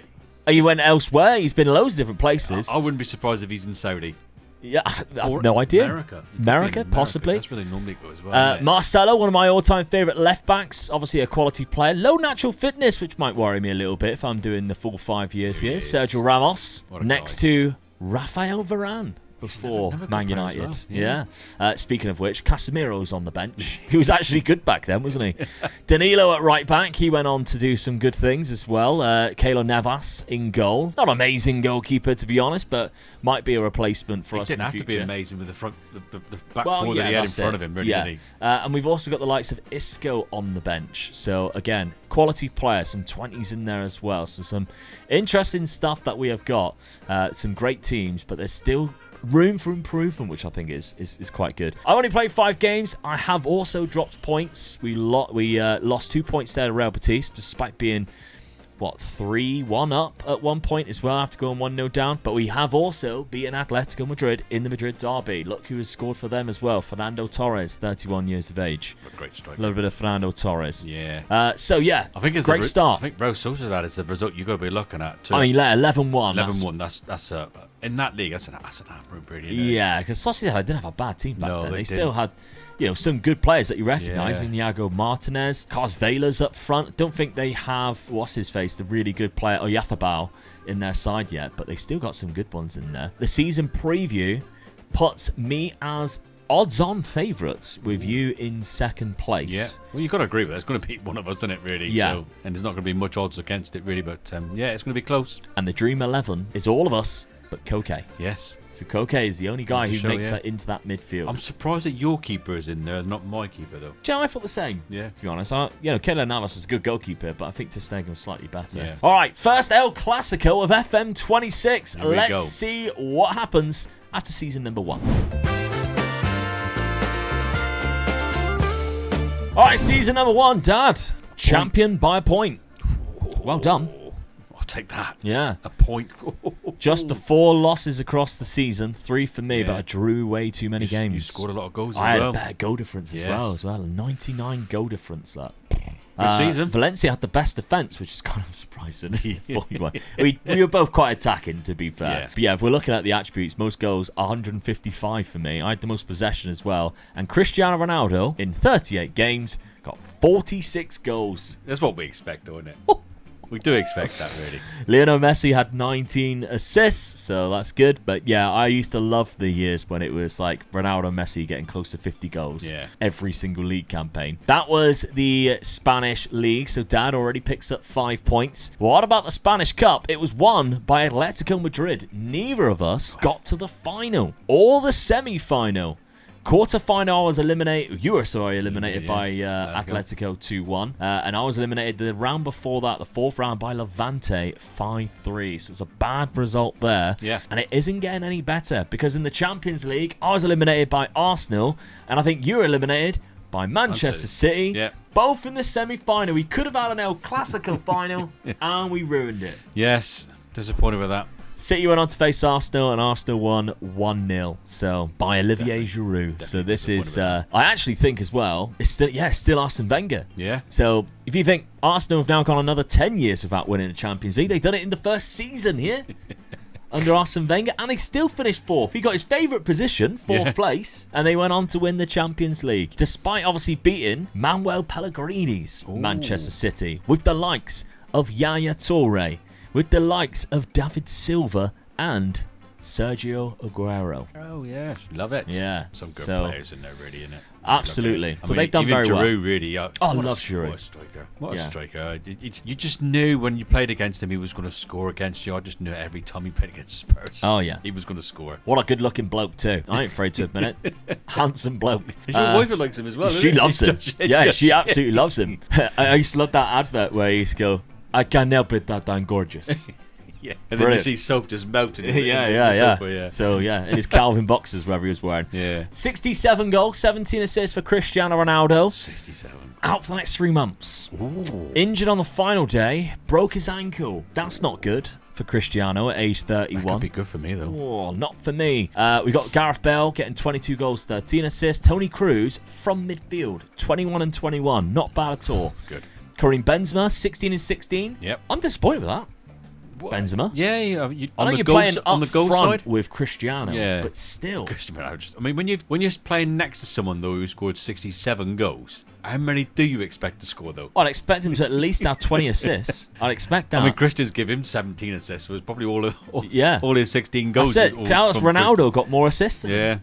Luka Modric's done well as well from the other midfield position. Danilo's got 18 assists, as has James Rodriguez. Marcelo with 15 assists. I think we are conceding too many goals. We're clearly scoring so many, so that might be something that I have to address in season number 2 with just £208 million. Just 208 million. But over to you, Dad. This was before Barcelona's money trouble, so you might be all right. Obviously, locking in Messi into that middle position, he got 42 goals and 24 assists. In behind Luis Suarez, getting 50 goals in 53 appearances with 8 assists. I'm happy with them too. And Neymar coming in with 22 assists. Yeah, I'm good with that. Yeah. Happy with that. Okay, so let's have a look. Your transfer budget, £122 million. So I thought I was going to get. Not quite as much as me, but still a very good amount. Yeah, I know where I'm going to spend my money too. Yeah, let's have a look at the 2 fixtures between us in the league campaign. There's one there. So I beat you in March 5-2 at the Bernabeu. So the other results, I do get a point for that. I did also beat you in the Spanish Cup Super Final. Well, Super Cup. Spanish Super Cup. So that's an extra point, but not anything for winning the Cup itself, because it's just a Super Cup, but it's a result against each other that we always count. And the other fixture, you demolished me with Lionel Messi scoring a first half hat-trick and then a brace in the second half, getting 5 in total, beating me 7-3. Jesus. So a huge result there. So you do get another point there. He would live the rest of his life as a god just because of that one result. Exactly. Yeah. And he's gone on to do so many other things. But let's have a look at the points then after season number 1. Season 1 points are Omega Luke with 2 and Dad with 6.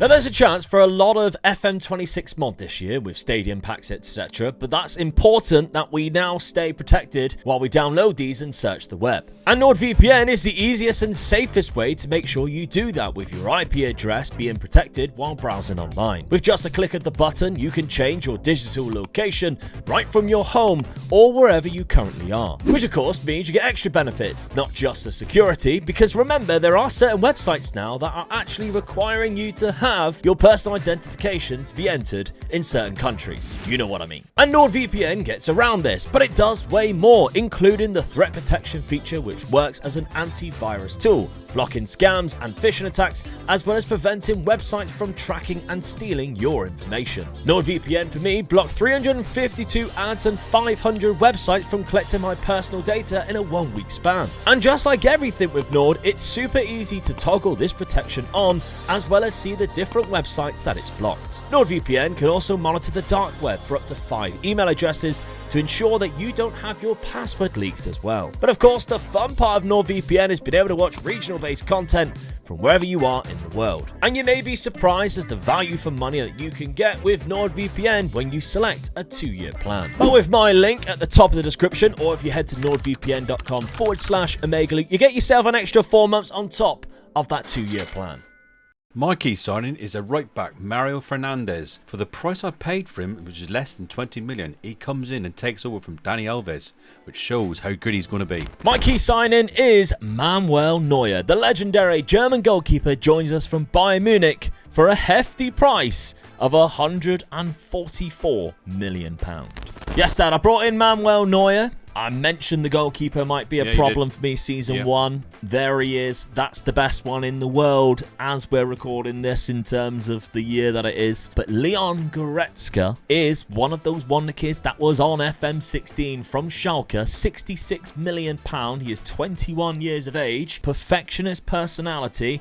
Already very good. I've brought him to the club as well from Schalke. So £66 million, I think is going to be worth it in the long run, because I'm going to lock that bad boy in. I think he could be good for me in the long run across the next 4 seasons. Yeah. But then we still had a lot of money left over, because if we're looking at players that left, Karim Benzema got rid of him. PSG came in, they wanted Karim Benzema. I said, you can have Karim Benzema for the lovely price of £87 million, and they gave me that money. I was happy to part with it.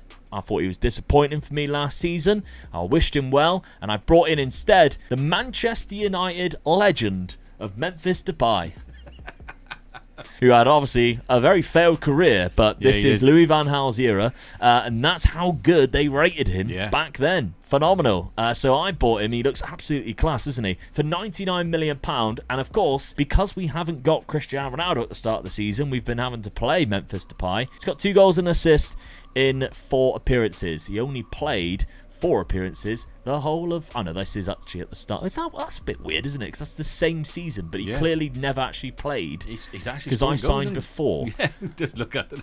Weird, isn't it? Oh no, I did. So he has actually played for Manchester United. Surely he didn't play 4 games before the 23rd of August. That can't be right, surely. And scored 7 goals for them in the league. That's bonkers.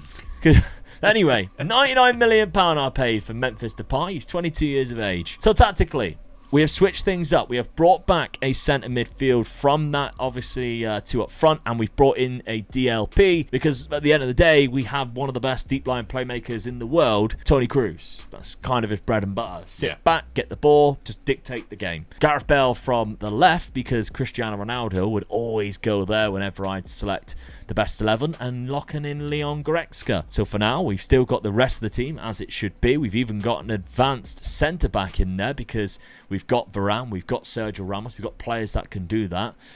So I'm excited for it, to be honest. Dad, we've seen you keep player, but he's not the only signing that you brought in. He wasn't the signing that I was actually looking for. I was looking for a right winger. And you got one. Yeah, I got one. Andrei Yarmolenko. Yeah, I think this guy could be good, really. Again, another wonder kid from this era. Yeah. Phenomenal player. 26 years of age. I think he's really good. He's quick. He can finish as well. Yeah. Put him in front of goals. So we have raided Manchester United. Yeah, we did. He was very good for them last season. 10 goals, 5 assists. He's already got 3 and 3 for you. I'll take that. That's a good start for me, yeah. But like I said, in my right back, I thought, where's the other weakness? And Dani Alves is getting old as well, so I thought I'll get a person in just to sort of just take over from him, really. But this guy got in, is going to take over from him now. I mean, you did sell £38 million worth of players as well. Yeah. Adriano, Douglas, Sergio Roberto, Claudio Bravo, all leaving the club, very much fringe players. Yeah. And you brought in Bernd Leno as a backup goalkeeper with Claudio Bravo. Yeah, I wasn't happy with the reserve keeper that I actually had at the club, so I thought, well, this guy was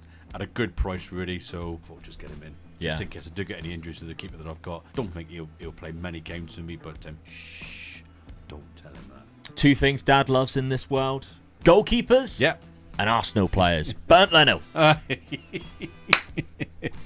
Who had it season 2 on your bingo checklist of Dad signing an Arsenal player? We all knew it was coming. Do you know the worst thing about it is as well? Because I also forgot that he's played. I've looked at a couple of players and I thought he played for Arsenal. I looked at a couple of players and I thought, I'm not signing him. He used to play for Arsenal. Not signing for him. He plays for Arsenal. And I stayed away from a couple of players, but yeah. Oh, just knew it. Oh dear, oh dear. I just knew it was coming. At least I didn't let you guys down, did I? Oh no, I mean you just knew you'd forget. Knew it. Hopefully there's loads to come, because my knowledge of players who used to play for Arsenal is getting better and better, because I know I need to remember it for situations just like this. Even in retro databases, I know in future he plays for Arsenal. Yeah. We We got him again, boys. We got him again. Lovely stuff. Let's have a look at your tactic then, Dad, after those signings. Sticking with the 4-2-3-1. Yeah, I've won the league. Yeah. I mean, who's going to change their tactic when they win the league? Oh, So I didn't. Very much unlike you. Messi being locked in I'm there going to keep him again. locked in there, so yeah, but Mario and I'm Fernandes. going to lock him in. So Yeah. yeah, I think he's good enough to be Reasons playing for why. me. His best 11, you can see. Messi drops out there. Mario Fernandes has actually kept his position Yeah, there, he did, but, yeah, it's, but I just wanted to make sure he did stay there. All right, well, start of the season then. Let's have a look at it. We've played against each other in an El Clasico, and you smashed me. Get it. Great 4-0. start. Great start. That's a double bonus there, really. I've beat you 4-0, and Ronaldo's still injured. Yeah. So I've just got to keep winning, and hopefully you're not doing so well start of the season, and that just gives me that a little bit of a sort of buffer just in case. Well, 6 fixtures, 6 wins there. Yes. Quite nice and comfortable for you as well, with 3 clean sheets. Let's have a look. We obviously know I've lost one of the games, but I've also drew to Granada. It's been a bad start. Drawing to Celta Vigo, losing to Barcelona, and drawing to Granada. It's been an awful start for me this season. I've played 1 more game than Dad. In fact, I've played 2 games more than Dad. Yeah. Is that correct? Yeah, I've played 8, you've played 6. Christ. And I'm already quite far behind. Yes. So I've definitely got some Great catching up start to of the do. season for me. Very much not a great start of the season for me. Imagine, you have your best player out injured and they decide to give you 2 extra fixtures above your rivals. Yeah. You're like, oh, just wait. Why can't I just have them later on? But there we go. All right, season number 2 then. Let's see what happens. Well, somehow I've come back and I've won the league by 10 points. Chuck that away. Who's seen that coming? Come in third. I just chucked it away. What happened there? 3rd place. I mean, Atletico Madrid only conceding 30 goals. That's a Yeah. big reason why, because they were right on my ass too. Yeah. But last season, Dad, you went from 96 points down to 82. Lost 6 games. Fell Drew off. 7. Yeah. Not very good at all. If we're looking at the league, most assists, Gareth Bale got 20 assists. Most goals, neither of our players. A Levante striker. I've gone up to 61% possession though. I was playing tiki-taka and trying to keep it short. That's obviously played up to what I was trying to do. In the cup though, the Spanish Cup, Dad beats me in the final. Needed that one. 2-1. Yes, come on. Even with 10 men too. Yarmolenko and Arda Turan with the goals, Isco with mine. So you do get 4 points for that, because of course you win the Copa del Rey, which is 3 points, but you also get a point for beating me in that final. Other competitions, you also won the Super Cup. We did play each other in the semi-final, which you knocked me out of. You don't get a point for knocking me out, but you do get a point for the result itself in winning that. So there's another point on the board. I didn't win the Champions League, and neither did you again, Dad. No. So, semi-final, once again, we missed out on the El Clasico. Surely, one of these seasons, we can have an El Clasico Champions League final, and it's not been the first 2 seasons. I keep winning the second leg 1-0, but we keep losing the first Yeah. leg. So it's been a tight one, dear. and it's unfortunate. But let's have a look then. This title-winning side, 28 goals for Cristiano Ronaldo. A massive drop-off, but he has come back, and he is still scoring He's goals. still got 42 games in, so that's not bad, really. Yeah. Gareth Bale got 23 and 25. Depay, 20 goals. Not bad at all. And James Rodriguez, 20 with 15. 4 players above 20 goals. Got to be happy with that. Yeah, definitely. With Leon Goretzka, the new guy, coming in with 18 and 12. So nice bit of development there as well. That's good to see. Isco getting 12 and 13 from the bench. And I've got £104 million to spend next season. Dad, looking at your squad, goals-wise, Luis Suarez is up there. Not as much. 33 and 15. That's obviously what's cost me this season, really. Yeah. Messi 26 as well. 26 That's and not good. 27. You look at that and you go, that's amazing. Then you go, Lionel Messi, that should be double that. Yeah, definitely. Neymar had more goals and Yeah. assists though, and Yarmolenko did chip in with 19 and 12. So Not bad. Not bad for a new signing. Yeah, good. Pleased with that. I don't know where my new right back done. How's he looking now? 4 goals, Locked him 8 in. assists. So locking him in was probably the right idea. Yeah. He looks like a world-class right back now. Yeah, he does. Yeah. So that was a he good fits into the decision. team just right, really. But Yeah. disappointed going forward, really, considering the strike force I got. Yeah. £76 million to spend, though, and I'm sure you can sell a few players if you wish. Yeah. Let's have a look at the fixtures between each other outside of those cup games. So there's the Spanish Cup final where you defeated me. There in the Super Cup, which we already noticed. We must be playing. I must have missed it. So there's the fixture where you beat me 4-0. Oh, we've played each other here where I beat you 5-2 at the Bernabeu. So I do get a point there, which is good because I think, considering I won the league, you won so many points. Yeah. That I think it made it kind of redundant. Yes. So let's have a look at the points at the end of season number 2. Season 2 points are Omega Luke with 6 and Dad with 6, meaning the total points after 2 seasons is Omega Luke with 8 and Dad with 12. My key signing is a tough one because there was 2 world-class players joining, but one of them was Robert Lewandowski, and we need goals to win this competition, and that's just what he does. Just a one signing for me, £110 million on Alexandro from Juventus, which does now mean I have both him and Marcelo as my left backs, as I failed to get rid of Marcelo, so they fight over that position. Right, Dad, I had just one signing. You sold quite a lot. £80 million worth of players have left the club. Yep. And you've brought in Alessio Romagnoli as well as Robert Lewandowski. Yeah, I needed the sort of the left-footed centre back come stroke left back really. I got this guy in, and then I felt that I really needed another striker, so that's when I went out and got the other striker. So yep, 2 good signings for me. A lot of money spent. Hopefully that's it'll do the job for me though. Well, yeah, he is very good at this. At AC Milan, he's young too, only 22 years of age. £146 million. One of the wonder kids again from this database. Christian Teller was another player who left for £21 million, so he actually made more money. And then of course Robert Lewandowski, £120 million from Bayern Munich. He's got 5 goals in 9 appearances so well, far. yeah. Let's have a look though at the tactic. How are you getting all of these players into the side? Yeah. Switched it around, gone for a narrow box. I mean, if I'm going to get another striker in, I've got to go 2 up front with the 2 good strikers that I got. So I thought, well, I'm wasting guys out wide. Why don't I just make it really dangerous, bring them in, and make it an attacking 4? This is one of the tactics I've always liked playing. I don't think I've used it in FM26 yet. Here we go. I'm going to try it out. All right, well, Romagnoli and Messi is locked in there. When we pick the best 11, it does actually keep both of them in. But I know when we were doing the first couple of games, every time you were asking your assistant, Messi was going everywhere. Yeah, he was, yeah. But yeah, the likes of, obviously, Mario Fernandes has got his position now. PK alongside Romagnoli. Busquets, Mascherano and Alba at the back. Very good with Neymar, Messi in behind Lewandowski and Suarez. That is a deadly 4. I love that, by the way. I love the out of possession when it does that. Yep. So, right, let's have a look then. Alexandro or Marcelo. That's what I've got to deal with this season.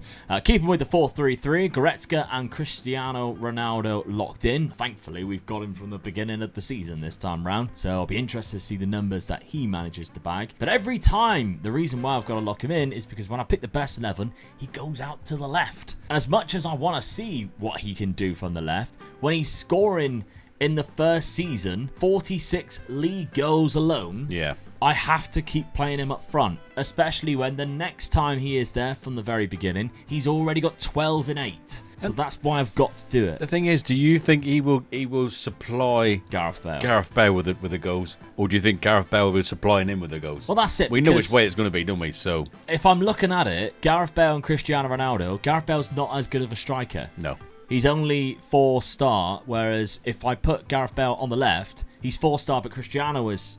So I want the better striker. Yeah, definitely, yeah. I don't want the better winger. I want the better striker. And Gareth Bale's still putting up good numbers. What I did just notice here, which is crazy, is obviously this is before we took over, 2014-15 season. He got 48 in the league, which is more than what I actually managed to accomplish in 2 more games. Yeah. So, yeah, it just goes to show how good he actually was in real life. It was like playing with a video game with those 2. Okay, so, start of the season then. We have both dropped points, which is interesting, and Atletico are currently sat top. I've also played Dad, and we drew against each other 2-2. Gareth Bale got 2 from the left. So that's working, isn't it? Yeah, so an El Clasico, Gareth Bale and Lewandowski both with a brace there. But I beat Elche 3-0. We've got Las Palmas 6-0. Ronaldo's getting hat-tricks 4-1. I've also drawn against Rayo Valladolid, which is, and they had 10 men. Yeah. And I was 2-0 down. Oh. Yeah, it's a weird game, isn't it? After beating Real Sociedad 5-0, you think, oh, good start. Yeah, what's going on there?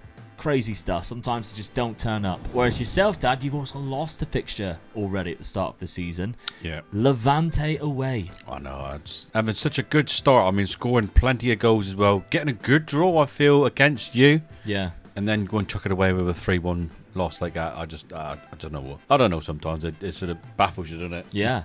I mean, interestingly, of course, with your third place finish last season, you had to qualify for the Champions League. Yes. It'd be Ostend, which you did do 5-0, which means you are going to be playing in the Champions League when that is drawn. But yeah, I thought that was quite funny, really, because after how well we've built, how good these teams are, you've had to qualify. Unbelievable, wasn't it? Ugh, I don't disgusting. know. With all the peasant season. teams. Bad season, yeah. Yeah, crazy. All right, so season number 3 then. The points tally is still rather close.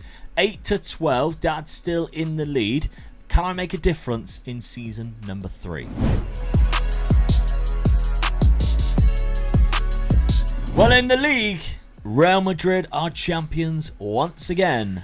Yeah. 5 points clear of Barcelona. Just the 2 games that were lost, which is a good sign, because I already know I didn't lose one of them to you.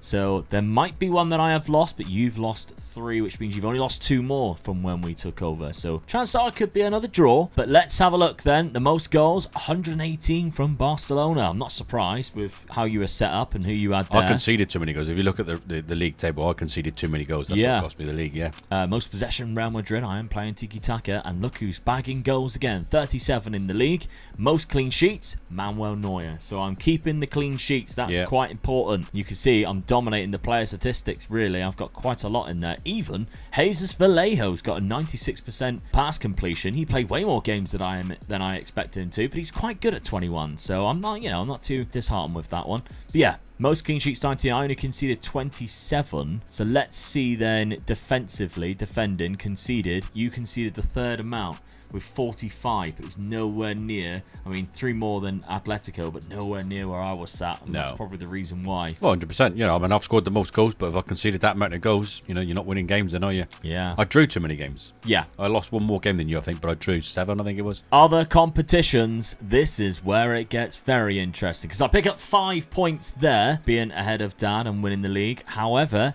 in the Spanish Cup, I've also picked up another 3. Yes. Athletic Bilbao in the final 2-1. Goretzka and Cristiano Ronaldo, they didn't score into the 95th minute. So let's see how far you got, Dad. Oh, a semi-final loss across both legs. I've beaten you there, which is 3 points to add to the 3 points I win. Oh, that's a bad. That's 6. I've got to lose in the cup. I've got to lose before the semi-final. Oh, yes. So that's 11 points off the top of my head, but it doesn't stop there. A terrible season for Dad, because a Champions League El Clasico final. Finally, because we flirted with it twice already with semi-final finishes, and I've beaten you 4-3 in that final. Such a bad season. In fact, the score should be 6-1 because I scored 2 own goals. Gifting you those 2. Yeah. I don't know who Marvin Park is either, so that's a 19-year-old who was playing in the Champions League final and scored within 2 minutes. Can't be bagging it. Sergio Lopez is also there too. He's not a very good right back. Why are they playing these crazy players? I don't know. And you still won. But we still went on to win. I had almost a fully rotated team in there, and you had very similar to that too. What was going on there? It's the Champions League final. What is our assistant managers thinking? Didn't even play Cristiano Ronaldo. It was there to be taken for both of us. God knows what happened there. But somehow we've come away. 8 points for winning, 1 extra point for beating you in that final. Huge. Bad season. Lost the league, lost in the final of the Champions League, and lost in the semi-final by you as well. Luckily, you didn't face me in the Super Cup final. It's cost me a lot of points, that, hasn't it? Has cost you a lot of points. What about these league fixtures then? I did lose a couple of games. Was any of them against you? So we've got the Spanish Cup semi-final there. The second leg was there. Or the first leg, sorry. But I did lose to you there. So you do pick up a point there, Dad, for beating me. A Sergio Busquets 94th minute winner. We'll have a late goal. So you do pick up a solitary point this season. That helps, doesn't it? Oh, yeah. Let's have a look at the goals tally then. Despite not playing in the Champions League final, Cristiano Ronaldo, it must be because he was needing a rest. Come on. 57 goals in 52 appearances with 15 assists. Love to see that. Goretzka, what a signing he's turning out to be. 27 goals, the second scorer in my team. Gareth Bale's 23 and 26. Depay still getting a lot of minutes and a lot of appearances with goals too. Isco and James Rodriguez still there. Toni Kroos and Modric still getting assists as well. That's good to see. It does look like my fullbacks are no longer getting the assists. Alexandro only got 9 there. Marcelo got 5. So it was Alexandro who was playing the majority of the games, despite me not locking anyone in. Danilo, who's been more of a tucked-in right back, is now only got 1 assist.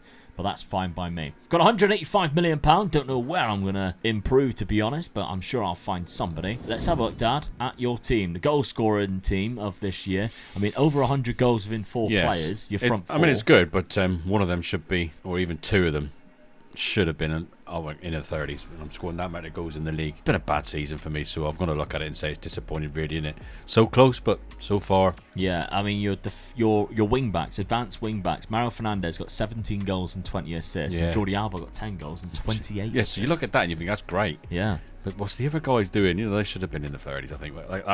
It was there for the taking, I think, and I lost it. Unfortunately. Now, recruitment, you got £63 million. That is a big wage budget, though, so I imagine you can bump that up. There you go. So about 85, 90 million pounds. Sort of close to buying one world-class player. With installments, I can get that world-class player in, I think. Yeah. All right, well, let's have a look at the points tally before we go to season number 4.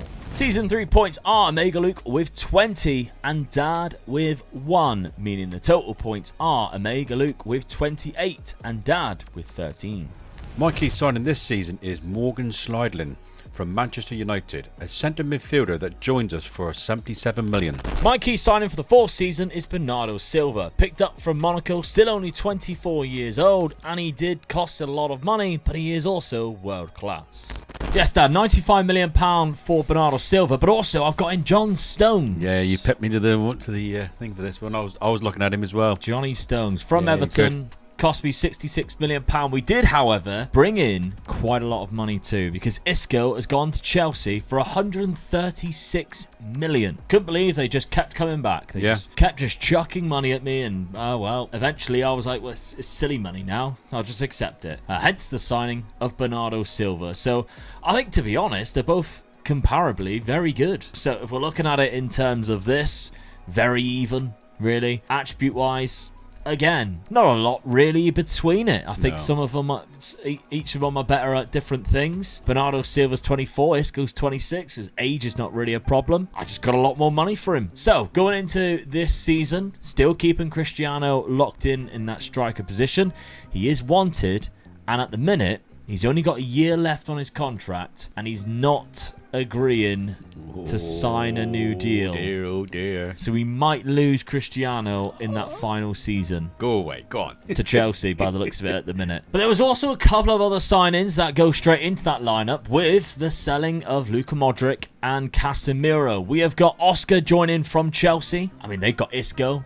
Really, it all kicked off from the signing of Oscar, because then they wanted Isco to replace him, and then I got Bernardo Silva because I lost Isco. Because Oscar, I'm not intending to play where Isco or Bernardo Silva plays, which is that centre midfield spot. I want Oscar to play from the right-hand side as a playmaking winger. He's very good at that. So, yeah, that's kind of what I'm looking for there. And the second player that we brought in very early on was from Liverpool, Emre Can. Reason for it, great defensive midfielder. Can play a little bit further forward, but can also play centre-back. Kind of does everything. Yeah. No real weakness. Wait for the spine of the team, yeah. Only attributes that are under 10 are some set pieces, which he isn't going to take anyway, because we've got Cristiano Ronaldo, who probably hogs the ball over free kicks and penalties anyway, so don't have to worry about that. So, yeah, if we're looking at the matchday squad again with the best 11 pick, Oscar does go in. James Rodriguez does go into that centre attacking midfield spot. So Bernardo Silva has a lot of options where he can drop in and take over should he need to. But I think this is a good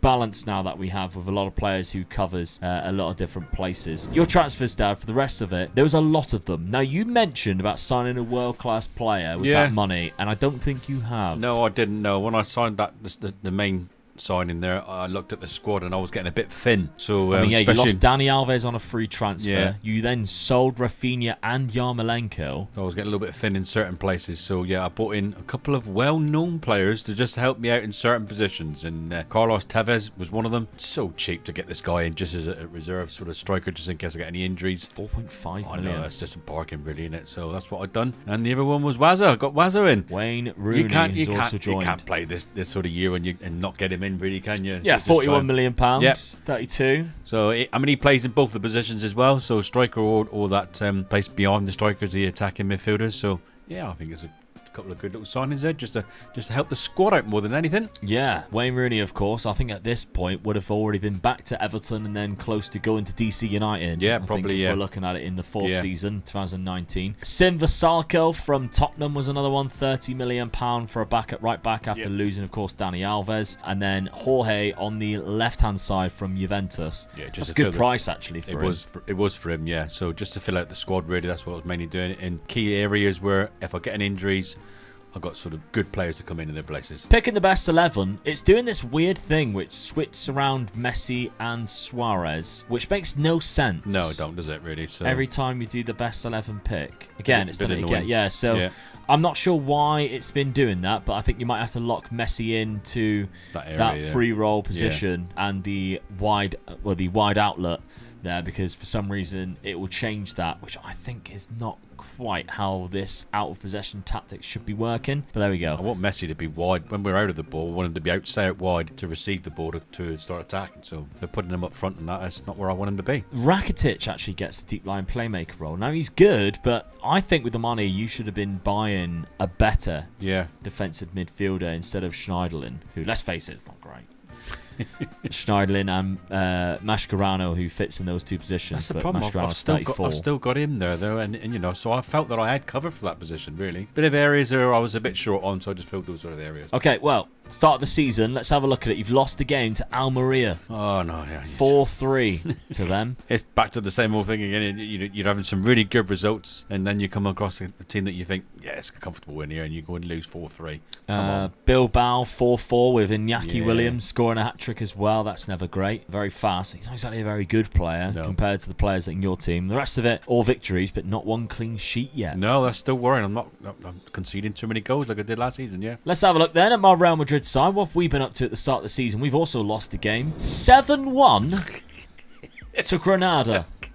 And this isn't the same situation as what happened with the Champions League final, where we had random players playing in random positions. This had Ronaldo, Bernardo Silva, Bale, Oscar, James Rodriguez. I have never seen a result like that in all of my life of playing Football Manager. And I don't think you will. No. Kept the exact same tactic, which won the league and the Champions League and the Spanish Cup all in one season. And then I come up against Granada, and I'm not being funny. I think I can name 2 players in their squad, and they stuffed me 7. They were 7-0 up. I've never seen anything like that in my life. And when you look at the results around it as well, it is baffling, isn't it? I mean, some of the results Yeah. that you had around it. I mean, 4-0 against Valencia after that, who are way better than Granada. 4-0, 5-0, and the games before that was a 3-0 and a 2-0 and a 7-1. Yeah. So you conceded 1 goal in 5 or 6 games and then conceded 7. Against Granada. I mean, we look at the season preview where Granada are sat 9th. 9th place. Last season, they finished in 9th place as well. Yeah, it's a bit Just baffling, doesn't that make result, no really. Isn't it? sense. You don't know. Oh, I don't know. What a freak result. Yep. All right, well, season number 4 then. I took a lead in the points. Bit of a big one too. Let's see if it's Dan baffling can there. catch up. All right, Dan, well, you've won a league title. Come on. 3 points, mainly because I drew more games. Because Yes. I actually lost less than you this season. Yeah, well, that's what I thought cost me last season when I drew 7, I think it was. But yeah, I'm glad to be back on the top again, getting the points in again. Great season for that. First league title since season number 1. Yes. Now, most goals was actually scored by Real Madrid this Yes, season. yeah. Cristiano Ronaldo getting 28 of them. We've got the highest average rating being James Rodriguez.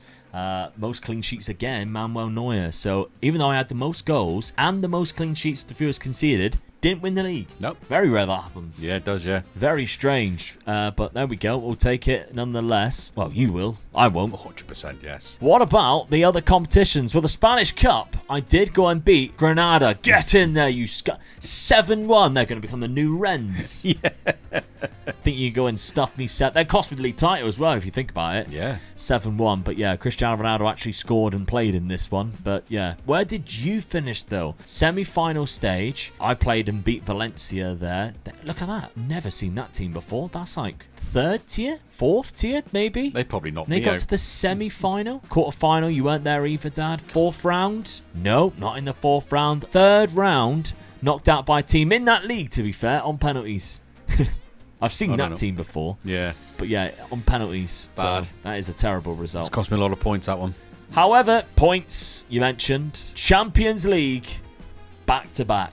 Come on. That's not good for me. Gareth Bale with the goal. I really needed that one. Johnny Stones with the assist. Lopetegu's Porto here. Alexandro against one of his old clubs getting man of the match as well. In the final, getting it done. You, unfortunately, Dad, was also beat by Porto. 5-0 on aggregate. Yeah, I lost the first round again. I lost 4-0. Yeah. That's about 3 seasons in a row. I've lost 4-0 in the first round of the semi. Not great for you, unfortunately, but we are actually using the group stages, which is kind of nice. Obviously, a bit of a blast in the past on how that used to work out. But you finished second in that behind Benfica. Cool. So that's bad. Although Man City finished bottom of that. It was a hell of a tight group. Yeah. I actually had Porto in my group, and I lost one game. I probably was against them, but we'll have a look. It's still a good season for me, despite you winning the league. That was it 7 points you get for the Champions League?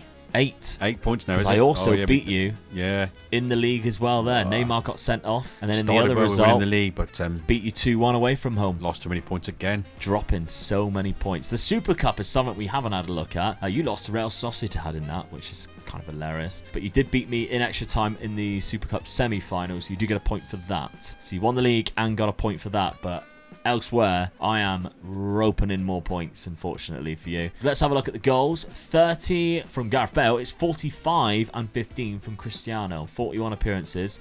Not bad at all. Is he leaving, though? Well, he signed an extension for 1 year. Come on. I was hoping he was going to leave. He's I mean, it's still wanted by nice to Arsenal. keep the two together because that's what this is all about, really, the challenge between them two. But Yeah. I could have done with him leaving, really. Yeah, I would have been screwed if Yeah. you did leave. James Rodriguez, still really good, good and yeah. got 22 and 24. Memphis Depay, 20 and 19. 13 from both Bernardo Silva and Leon Goretzka. Goretzka got 14 assists as well. Toni Kroos getting 16 assists, probably taking a lot of set pieces. Dad, over to you in this fourth season. 28 goals from Luis Suarez, 27 from Lionel Messi, only 19 from Robert Lewandowski. Yeah, he's let me down a little bit. The tactic's not working. I No, don't it's think. not. I'm going to have to sort of have another look at that again. But I mean, them two in the high 20s is where I want them to be.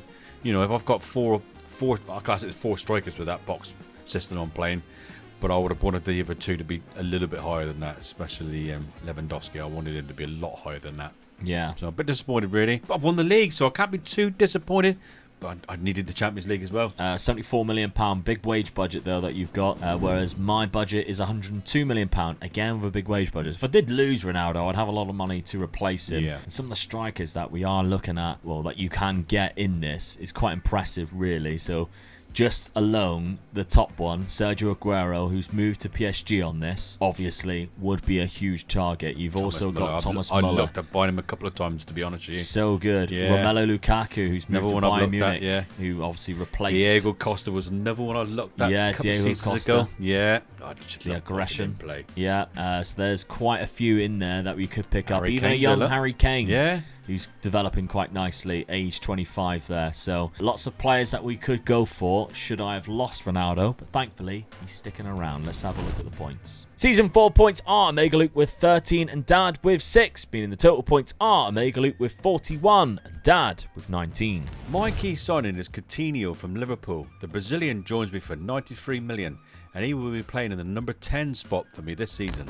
My final key signing is midfielder Paul Pogba from Juventus. A world-class centre midfielder who has all the technical ability to be a game changer for me, costing me exactly £100 million. Yes, Dad, Paul Pogba joins as my only signing this season. Yes. No players even left either other than Hakimi, but I think that was actually last season too. So no players left. We got the exact same squad with Paul Pogba in it. And again, we're having to lock Cristiano Ronaldo in because, what a surprise, they stick him out on the left. I don't want that to happen. But the midfield of Goretzka, Pogba, Toni Kroos, like that quite a lot. I did look at Pogba, but you got me in before me. I did, so yeah. Your chance was last season where you Yeah. should have got Pogba Yeah. instead of Schneiderlin. I did look at him That as was well. a poor gosh, yeah. signing. You should have Yeah. got Paul Pogba instead. Still learning. Still. Learning. But outside of, obviously, the few new signings, I've got quite a lot of still the same side there. The same front three. Look, James Rodriguez, Cristiano Ronaldo and Gareth Bale is in there. Toni Kroos, Varane, Ramos, Danilo. A lot of the same players, just with a lot of players you can come on. The likes of Oscar and Bernardo Silva, of course, being there. Johnny Stones, yeah, Emre Can. There's a lot of options that we've built in this side. Dad, your Barcelona team, though, that one signing of Philip Coutinho. Yes, and I'm going to put him in that number 10 spot, which means Messi's going to be moved. So I'm going to stick him out in that wide. I'm going to go back to the tactic I started off the challenge with, and with the 2 wide guys, and I'm going to put Messi out there and see what happens then. With Neymar on the opposite side, with Coutinho coming in through the middle behind Suarez. I've got to win everything, so a bit more sort of flair in it, a bit more width in it. Hopefully it'll do the job. All right, well, let's have a look at the start of the season. You have played me. It's a 5-4 win for Real Madrid. What a game. Yes. A bit of a big El Clasico. Bernardo Silva picking up the winner there. However, you've also lost to Celta in the 91st minute. This is bad. John Guidetti with the goal. 2 losses already, especially an easy one like that. But I always seem to start off the season like that, losing an easy one. Yeah, a bit disappointed, but it's a long season yet. Yeah, well, let's have a look, see how I've also started, because I've dropped points. Sevilla and Real Sociedad, dropping points against them. Both 1-1 draws away from home. Not too happy about it. 93rd minute with Real Sociedad. 29th in the Sevilla game. Had to come back from behind in that one. But beating the likes of Villarreal 5-0. Real Sociedad is kind of the one that were 3rd place, I think, in a couple of seasons ago. I can't remember where they were last season, but bad again. But we did beat Schalke. We also beat Roma last season in that UEFA Super Cup after they've won the Europa League. So, final season. Dad's got a lot to do. If he wants to win any points, I think I might need the sack. I would say, I need you to get sacked just before the end of the season after I've beaten you on everything. Yeah. I mean, the sack is minus 10 points. If I did get that and Dad wins everything, it's possible. But is it? Let's find out.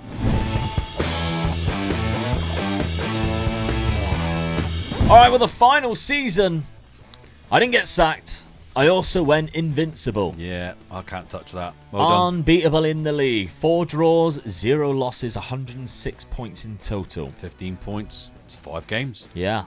Only conceding 23 goals as well in 38 games, keeping a lot of clean sheets. Yeah. So I'm very pleased with that. Scoring the most goals too. So Real Madrid, most goals, most clean sheets, fewest conceded 2 seasons in a row, and most goals in the league in total is Cristiano Ronaldo with 45. So, yeah. He's done the business absolutely here, didn't he? Outstanding. Mr. Consistent, which is what he was in real life. Yeah, absolutely. Most clean sheets, Manuel Neuer got 23 clean sheets in total. Over 50% of his games, he's keeping a clean sheet, which is absolutely fantastic. Spanish Cup, though, Dad, goes to Barcelona. Come on. So you do have something there. Yes, the semi-final. Somewhere then. Yeah, where did I lose to? The quarter-final. That's where you beat me 1-0. So you get 2 points for that as well. Yes. So you get the 3 points for winning the cup, 2 points for knocking me out. So there's 5 points there already. You don't get obviously any points for beating me in the league because I didn't lose. We'll see whether you lost against me in the other fixture, the remaining one, and the other competition, the Champions League. Barcelona win on penalties.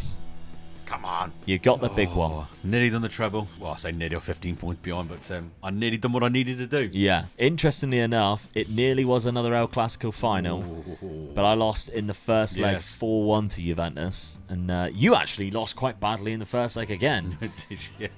5-2, and then having to come back to win 4-0 in the second leg to progress 6-5 on aggregate. So fair play to that. That was a good win. But yeah, unfortunately for me, didn't get through to make it another El Clasico final. Never mind, because I think the points might still be in my favour. But we've got Cristiano Ronaldo with 63 total goals, and he is finally leaving. So I'm glad this is over.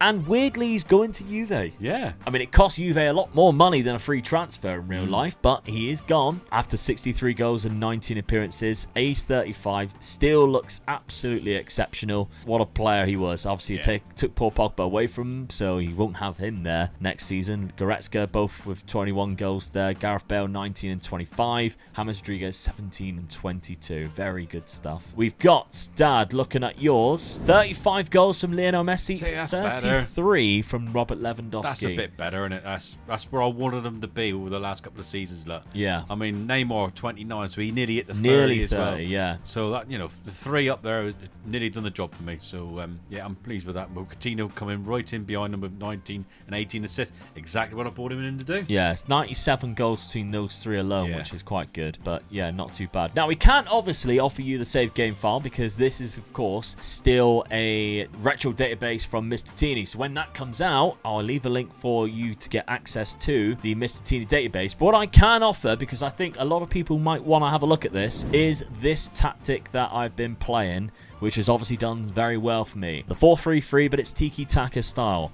Not very many goals being conceded, but we are scoring quite a lot. We're keeping hold of the ball. So instructions-wise, we're keeping it short, standard tempo. We're not doing anything silly with it. I'll put that up on the patreon.com/Megaluke Gaming and the YouTube channel members for everybody who supports us on there. And thank you for supporting us on there. Guys. Welcome to the Season 5 crew. If you've got this far, we do appreciate it. Let's have a look then at the points tally before we leave you with a final goodbye. The final points tally is Omega Luke with 8 in Season 5, Dad with 13, meaning the total points are Omega Luke with 49 and Dad with 32. 49 to 32. Season 3 killed me, didn't it? 20 points to 1. So, yeah, that was a big turnaround. 19-point switch around there. Hope you've enjoyed this retro database. It's always fun, of course. Make sure you subscribe because I'll be doing a full simulation up till present day. And on screen right now is the full Glory Hunter versus full movie that me and Dad did. So over 3 hours of Glory Hunter fun. If you haven't seen it yet, go check it out because it's got such an interesting twist all the way through. Today we are taking on one of the biggest rivalries in English football history, Manchester United versus Arsenal. However, using the 2000 to 2001 retro database, this is when the rivalry was at its peak. Keane versus Vieira, Fergie versus Wenger. This is when the Premier League became must-watch TV. So with Dad taking over Manchester United, leaving me with Arsenal, we spent 5 years building the best teams and using the most iconic players of this era.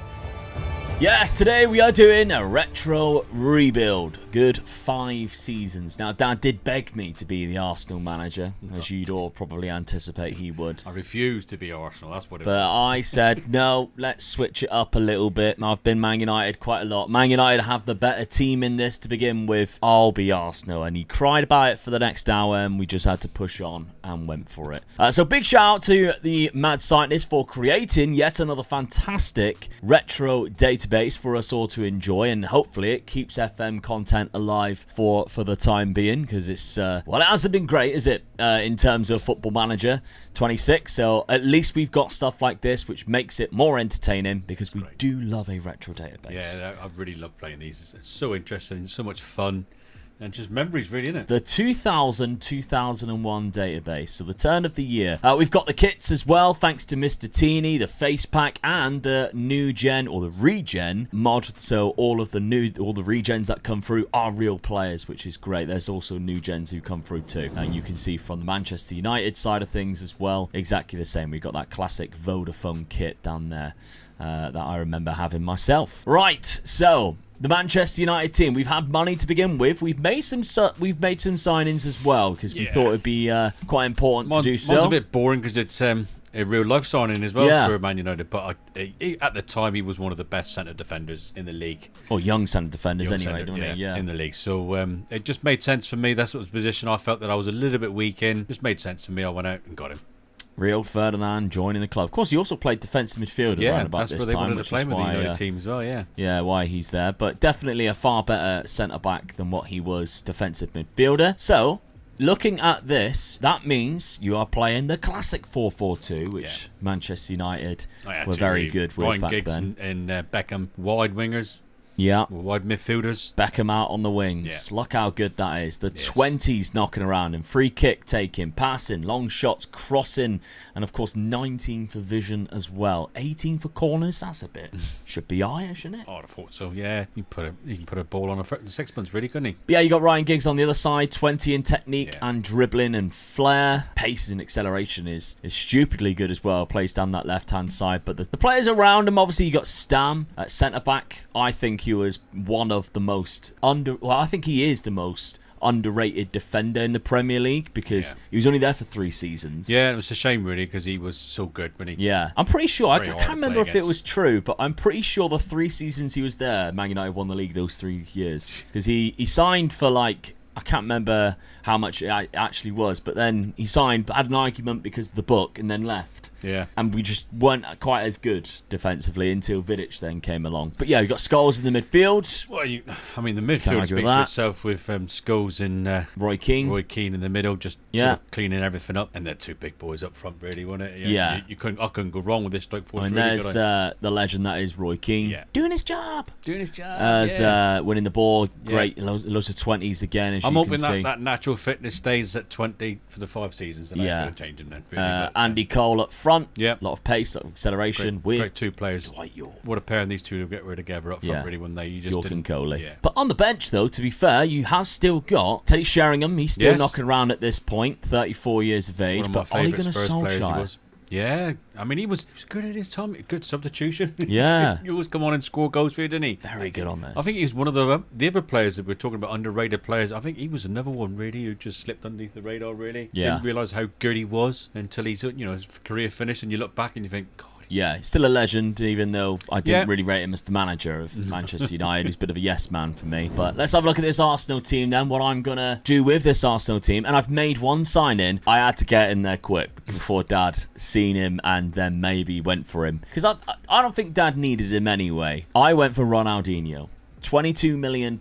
Now, I do need centre-backs in the future because both my centre-backs are in their, middle 30s. But I think Ronaldinho coming in because centre midfield might be a position that we're struggling with. I needed an attacking sided midfielder. Looks so good at 20, doesn't he? Unbelievable.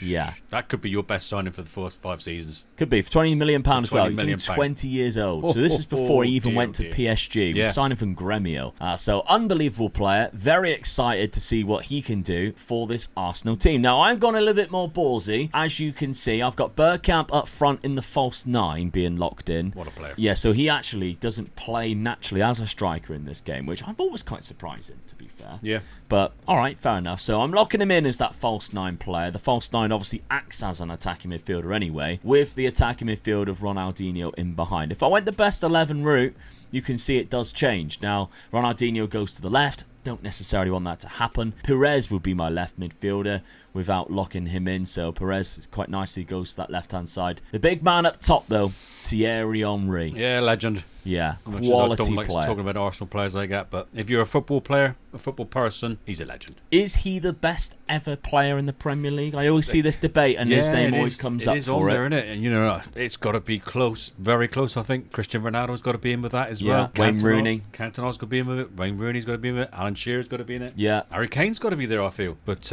he's got to be there or there close. It's completely ruined that. Come on. He's the amount of goals that Harry scored before he left. Yeah, all those trophies he won at Spurs. Yeah, that's the only problem with it. Yeah, that's the only thing, isn't it? Yeah, I mean, we're talking about Henry, and he's got to be close to. I mean, Bergkamp's got to be close as well, I feel. No, that's too far. Do you know, I loved him as a. Yeah, he's a great player. I loved watching him. Elite player, but not one of the best players in the Premier League. Not for me, anyway. Patrick Vieira, one of the best midfielders, of course, with the rivalry, of course, with Roy Keane. This is going to be fun, isn't it? Oh, yes. So, that was always fun to watch, especially around this era. Just in the tunnels alone was good. The stare out in the tunnel. Now, at the back, we do have a very aging defence outside of Silvinho, and you think, oh, God, that's good that you've got a good left-back. Well, the only youngster we've got coming through is bloody Ashley Cole, who also plays left-back, so that's really annoying. One of the best in the world, yeah, he turns out to be one of the best left-backs in the world. Yeah. So, the one player we don't necessarily need to replace, we've got a replacement for it.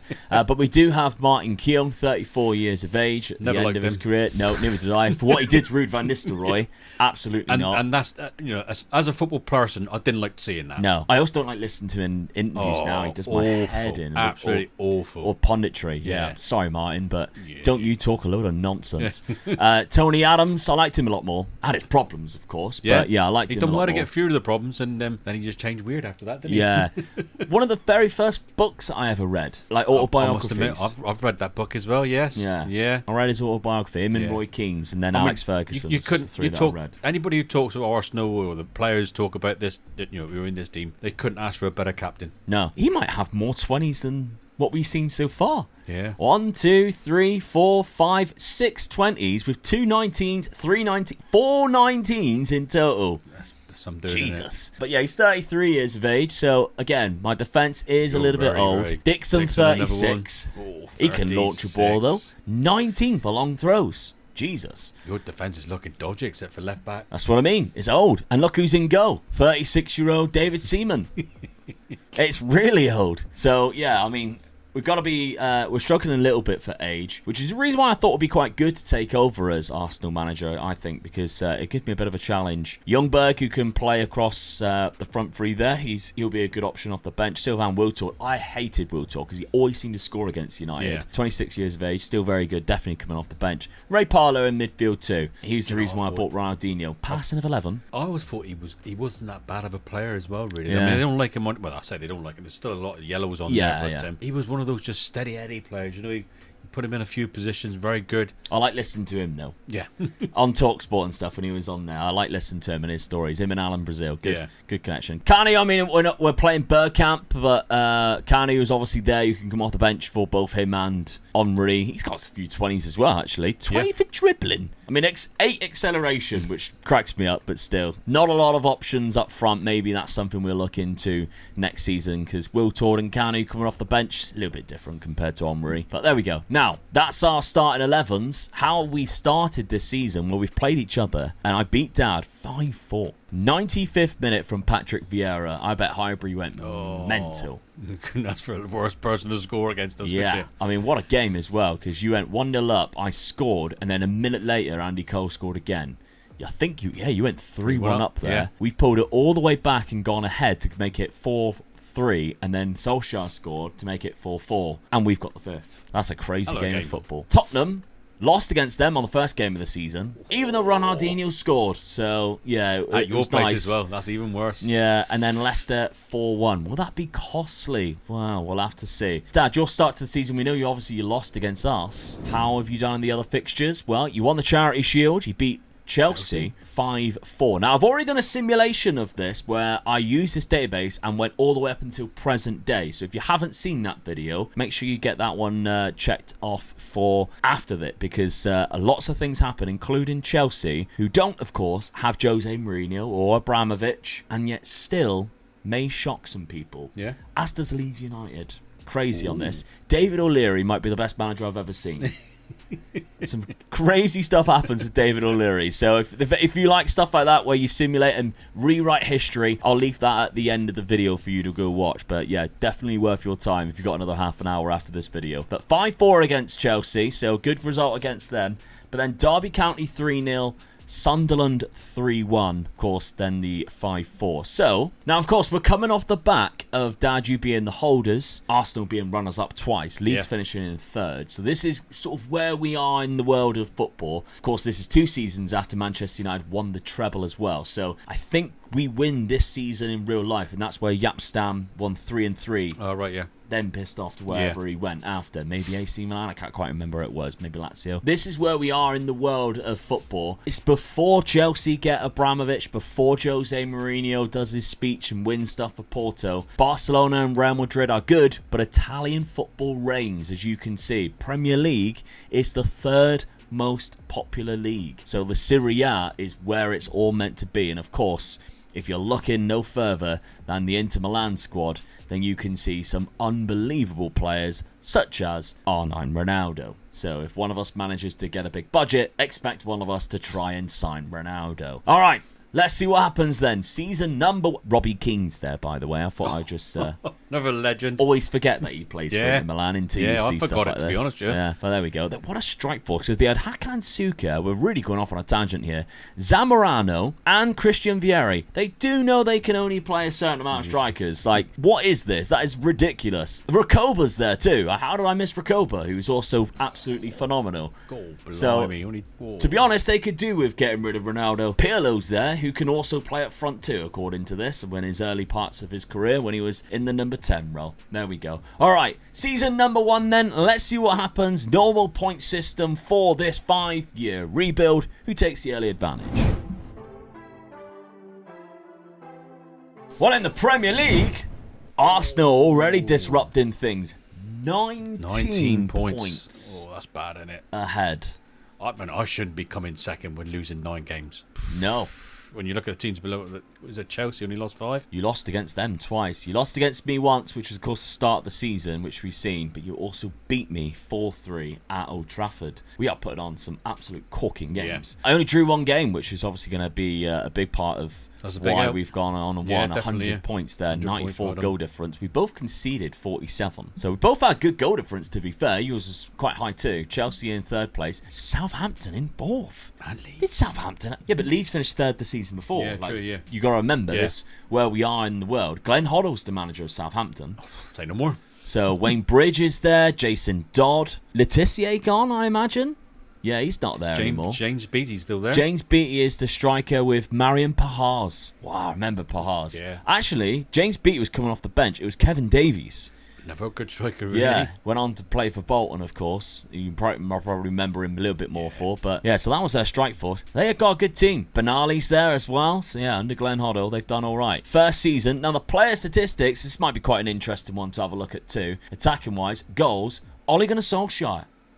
Top of it. Didn't see that coming. 30 goals in see that 35 games. Jimmy Floyd Asbank with 28, Henry with 26, Ronaldinho and Dwight York both on 22. Kanu's also there with 16, which does surprise me. So Bergkamp didn't get as many goals as I thought. I was anticipating a Michael Owen being up there, because when you look at Michael Owen, only 21 goals. In the simulation, he is unbelievable because of how fast he is. His natural fitness is somehow 20. Like, so many injuries and all that. How is that 20? Makes no sense. But he's 21 years of age in this on Liverpool. He's a phenomenal player, just coming off the back, of course, winning the Ballon d'Or a season or so before. What I do want to have a look at is assists. Who got the most assists this season? And it is Ryan Giggs with 21. Ronaldinho, Henry, Bergkamp and Kanu all quite high, with David Beckham there as well. Yeah.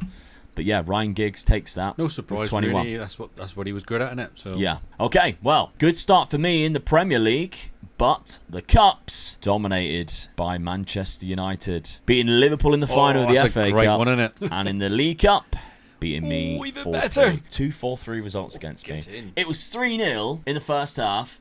Pulled it back to make it 3-3. Lovely stuff. A minute later, Andy Cole scores. Great. Well done. You won at Wembley, which would be the old Wembley on this. Yes, it would be, yeah. Because the new Wembley wouldn't have been built yet. Champions League, though, I was knocked down the semi-final by AC Milan, who went on to win against Barcelona in the final. Now, this is an AC Milan with Oliver Bierhoff up front, the German striker, very good. Veteran of the game at this point, but look at their strength and jumping reach there. Like, unbelievable at heading. Alongside a young Andrei Shevchenko. Don't know if you've ever heard of him. What a player. Yeah, I absolutely love Shevchenko. Yeah, he was good. Other than when he played for Chelsea. But yeah, I forget about that as well. Chelsea's had some mental strikers back in their time, haven't they? So yeah, they've gone on and win that, which it does surprise me. I mean, they got Maldini still. They've got Costa Curta. They got an okay defence. It's nowhere near as good as the AC Milan in sort of like 3 years' time when they started making Champions League finals. They built an even better team then. But yeah, they beat a Barcelona side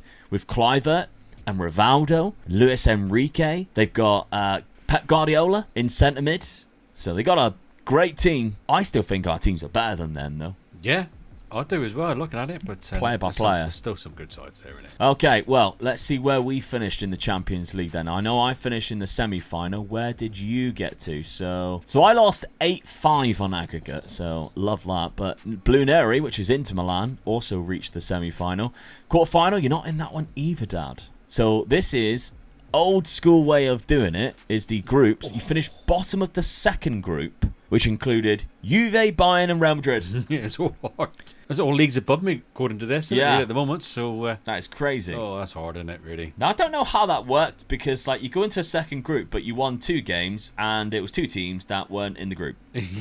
Something's wrong. So I don't know how that all plays out. Like the groups that I was in, I played like a runner, but I didn't play anybody else. Go on to Inter Milan then, which is there where you are, and see who they lost their game against. Yeah, they lost to you. So it does say that it was against me. Yeah. So whether it's all groups, but you play like different fixtures, yeah. I don't know. Crazy stuff. But either way, you only got to that second group stage and didn't progress past that. All right, let's have a look at the Arsenal then. How do we do statistics-wise? David Seaman's still good for another year. He's 37. Do I risk it for another season, or do I bring a keeper in? Depending on the budget, I'll have to look at that. Thierry Henry got 41 goals with 27 assists. Jesus. That's unbelievable. I think that the strange thing about that is the 27 assists, because when Henry was through, he didn't pass. You say that. You're going to look stupid now. Am I? Because Bruno Fernandes is chasing a record at the minute of the most assists in a season. That is held by 2 players, Kevin De Bruyne, Thierry Henry. Is it really? Thierry Henry was 20 assists in a season, all open play. Not one of them was a set piece. I apologise then. So you to take him. that back? Yeah, I'll take it back. Yeah, respect on the name of yeah. Thierry Henry. So He it goes definitely to passed. show that he should definitely be one of the best in the Premier because I League. very much doubt that was 20 missed shots. Yeah. That was 20 assists in one season, all open play goals. Ronaldinho, 33 and 24. So, oh my God, look how good that is after just one season. Yeah. Sylvain Wiltord was the 3rd top scorer. Didn't expect that, to be honest. Dennis Bergkamp, 22 and 24. So, and Kanu, 22 and 20. So they are getting quite a lot of goals. Even Ljungberg, 18 and 18. A little bit disappointed with Perez. I'll be honest. 17 assists. I'm gonna. There's something on there I've seen there and I can't believe. Go on. Lee Dixon, 10 goals. 10 goals. What did he score from a throw-in? Yeah. Straight in the net? Penalty taker. Oh, right. Might be a penalty taker Yeah, with 17. probably, yeah. Yeah, fair play to him. Yeah. Can't stand listening to his commentary. Awful. Oh, him and Matterface doing the Oh, England games. Makes me awful, want to innit? pull my eyelashes out. Yeah, switch the volume off. I'm sure, Lee Dixon, you're a lovely person. I'd rather listen to Mum talking to me while the game's on than Yeah. listen to him. Oh, I'm sure you're a lovely person, Lee Dixon, but you and Matterface are unbearable to Yeah. listen to. Either way. We've established that former Arsenal players are not very good at punditry. Let's have a look at the Manchester United ones that we do enjoy listening to, other than sometimes Paul Scholes, because he comes out with some absolute Barney stuff. Roy Keane, he says some funny stuff. Brilliant. Gary Says Neville, it as it is. Gary Neville in his Huel. Other than that, the rest of them aren't very good either. 42 goals from Ole Gunnar Solskjaer in 42 And he wasn't starts. in my starting lineup. He was. He played 42 games. Yeah, well, he wasn't in the best 11 then, put it Yeah. that way. So, yep. 20 assists as Brilliant. well. Well done, Ollie. Dwight York got 41 and 12. Paul Scholes scored 21 and 15. Andy Cole, who looks like he was more of the substitute been, this yeah. season, 19 and 5. Ryan Giggs got 33 assists overall across the season. David Beckham got 24. Big Teddy Sheringham, 14 goals. That's what I like. Yeah, some big numbers in there, Dad. Yes. Very big. Chance budget for you this season, 151 million. All right, definitely didn't have that in 2001, let me No. tell you. I got 133. Oh, that makes it interesting, then. So this is going to be... we know there's a few big players we want to go for. Oh, yeah. So let's see who those big players are going to be after we have a look at the points. Season number 1 then, Omega Luke with 6, Dad with 8. My key signing for season 2 is the Brazilian R9, Ronaldo, one of the best strikers of all time, signing from Inter Milan for 135 million. And my key signing was a man who I loved watching in a Manchester United shirt growing up, Ruud van Nistelrooy, a world-class striker as well from PSV, signed for 37 million. Right, so there's a £100 million difference between our two strikers, Yeah. but I don't think we can deny how crucial both of them are going to be to the lineups. I mean, to be honest, both play for PSV as well, which is kind of hilarious. But Ruud van Nistelrooy joined the club. He wasn't my only signing, and definitely wasn't my most expensive. In fact, he was the cheapest out of the three. Walter Samuel, I needed a centre-back with the two aging centre-backs that I've already got. Left-footed, so we've got that one covered. Marking of 20, position of 20, anticipation. How are you supposed to get past this, man? Unbelievable. Yeah. Walter Samuel of Roma, who've got a great team on this. Batistuta up there as well. Gabigol. What? Then we've got Alex from Parma. Now, I don't remember watching Alex as a player, to be honest, so forgive me if I am being a little bit ignorant with him, but he looks amazing on this. I had a look at him, but obviously I had Ryan Giggs in that position, so it didn't really appeal to me then. Yeah, I mean, Good what a player, though. phenomenal Yeah, player. he looks a good player, Left-footed, doesn't he? so left winger. We've already got Ronaldinho. We've already got Perez until we sold Perez. So, big decision made. £30 million for Robert Perez to Roma. So I bought Walter Samuel, sold them Perez. He's already wanted for some reason by AC Milan. Don't know why. But I think he is so much better than Perez, Alex, that player that I just signed. 100%. It just made a lot more sense to Yeah. do that deal instead of keeping with Perez, who's only 27, so he could have lasted me the long 3 years. But yeah, I think our team benefits from that. Now, I haven't changed the formation. We won the league. We have slightly tweaked the role though, because Van Nistelrooy can't exactly play as a false nine. It's 2 stars. No point in doing it. So a DLF, which is very much a similar type of role, just doesn't drop as much, just pops off because he also has unbelievable passing and vision. So as a deep line forward, He's actually really good at it. Deep line forward in behind Thierry Henry with Ronaldinho next to you, and hopefully, of course, on the left, Alex as well. Yes, please. That should be very good. That's very good. Ashley Cole has burst onto the scene a little bit. He has got slightly better. So this season, I thought I need to give him some game time. And Silvinho, can't really get rid of it. Or I don't want to get rid of him, to be honest. So we're playing Silvinho right back. Didn't see that coming. Yeah, not the best option for us, because obviously we've got Lauren, we've got, I think Oleg Lushny can also play right back and isn't bad at passing, but his physicals just aren't there. I just think in the long run, Silvinho is going to be a better option for us to have at right back instead of going out and blowing loads on another right back. So that's what we're doing here. Keeping the same formation either way. Now, Dad, you had Ronaldo. He wasn't your only signing, though, because you also brought in Christian Kivu from Ajax. Yep, I was a bit weak on the left-hand side, so got a good left back in. And then we have also got, and Christian Kivu, by the way, cost 27 million. Ivan Cordoba, which is another Inter Milan player. And hilariously, where does Christian Kivu go after Ajax? Inter Milan. So, Cordoba, who plays right back. You're really taking all the Inter Milan players. But what a fast right back he is. Well, I mean, I looked at Gary Neville, and as much as I love him at Sky now, I didn't like him when he was at Man United. So I didn't even like him at Man United. I don't think many people did. He was like the one player I was like, I can't stand Gary Neville. He was always going to get replaced, but once I took over United, so I brought this guy in to take his place. So I think he's much better as well. You can play across the back three as well. Yeah, that's right. Yeah, it's a bonus as well. In with David Beckham just in front of him. What a pairing going down that right flank. Yeah, so you've got him locked in with Kivu. Yeah, of course. Now the best 11 pick does change because it does keep actually both of them in there, but at the start it didn't, which is the reason why I've locked him in. Yeah. But Ronaldo now goes up front with Dwight York. You're also using the DLF on Ronaldo. Yeah, that's right. Yep. I wouldn't have done that personally. Well, I just looked at it and thought that's his sort of favourite position, and like you picked up earlier, his passing 14 is very good. He knows where the back of the net is well. You want him on the last man, and he's quicker than Dwight York. I'd have had that different, but there we go. Here we go. We'll see how it goes. Beckham on the right, got Giggs on the left, Scholes, Keane, Ferdinand, Stam, Barthez in net. So still all solid at the back there. How has it started this season? We've played each other again, and Arsenal pick up another win. You beat me twice. You beat me in the Charity Shield as well. I have beat you in the Charity Shield, which means I've got 2 points at the start of this season, which is great. 2-0 already, so I can't believe that. It's 8 all in terms of the actual points, which is fantastic. We're on level playing field going into the season too. Southampton 3-1 though. Roy Keane getting a brace there. 6-1 against Leicester. R9 scoring 4. Great start for him. Yeah. And then Everton 2-0 against them. So interesting start. Now we've got that group phase thing going on again in the Champions League. You've got Galatasaray, Juve and Ajax in this first phase. So that's some interesting fixtures. Let's see my Arsenal team though. How have we done outside of that result? Well, we have won everything so far. Scoring so many goals. The shock on that one is the Liverpool game. Yeah. Villa started things off in the Premier League 5-1. Giovanni Bronckhorst got their solitary goal. But Liverpool, with Michael Owen, he's still there. We beat them 9-1. I'm getting a bit worried now. Just that one result is making me worried, really. I mean, Chelsea 4-2 away as well. I was just going to say, you've played Villa, Liverpool and Chelsea and me twice, and you haven't lost a game yet. Yeah, or drew. Yeah. So I'm a bit worried now. Yeah, Thierry Henry scoring 3.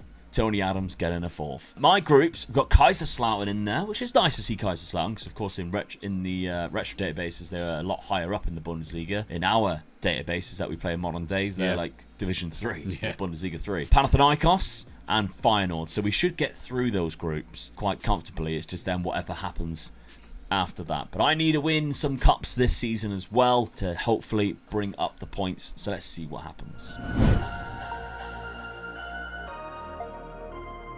Oh, in the Premier League, it was won on the final day of the season. Now, I don't know why you didn't play on the final day, but I did. And I beat Coventry, which took me above you. So for some reason you played your game earlier. Maybe that's something to do with isn't it? A Champions League final, I hope not. Or an FA Cup final, I hope not. But you lost 1 game all season, which was that game that we seen at the start. I lost 2. I lost against you 2-1, and I lost to Leeds 7-4. Leeds finished 4th, though. Yeah, 7-4 is the big shock, isn't it? David O'Leary. You beating Liverpool 9-1 is a bigger shock, I think. Yeah, drew 3 games against Wimbledon and Southampton. Twice. Yeah, and you That's drew the games that cost me, look. 5 games. Sunderland twice. Yes, that's bad, isn't it? Where does Sunderland finish? Mid-table, 12th. Mid-table. Shouldn't be drawn against them. No. That's what's cost you. Yeah. Goal difference, we were very close to each other. Points, just 1 point Just between it. one of those games against Sunderland, or the won the league. Yeah. Player statistics, though, I did see there Ronaldo was dominating it. So goals-wise, he did get the most. 34 Premier League goals in 31 appearances. Not bad. R9 for you. Kevin Phillips Good got old 33 Kevin and Phillips. 35. Well, that ain't bad at all, is No. it? Very good player I indeed. liked him. Michael Owen, there he is. Finally got more, 33. Alan Boskic is not a name I anticipated to see up there with his 8th finishing. It's brilliant, isn't it? But he does have Where did 19 that for come pace. Well, 19 for acceleration, 20 pace, 20 strength. Yeah. So maybe it's all He was headed like goals. lightning going through and just couldn't Yeah. beat the keeper. He was absolutely rubbish at finishing, but Yeah. he still got it, didn't he? Yeah, good Fourth. composure. Yeah. Just couldn't actually finish. And then Thierry Henry and Ruud van Nistelrooy, 28 and 25. So there's my combination up front with Ronaldinho just behind with 23. So it tells you why I scored quite a lot of goals. Yeah. Dwight Yorke and Ole Gunnar Solskjaer either side of Ronaldinho there with 23 and 20. So still scoring was quite Alan a lot. Shearer there? How was Alan Shearer there? Alan Shearer, 31 years of no, age, yeah. which you could say actually was Alan Shearer's prime, to Yeah. be honest. He was that good around that time. Very good goal scorer, as you can see, still playing at Newcastle. So, yeah, interesting season there. Let's see the assists this season and see whether it was anything like it was last year as well. Wherever they've headed. Like, this is so bad. Just make it easier just There to it see is. assists.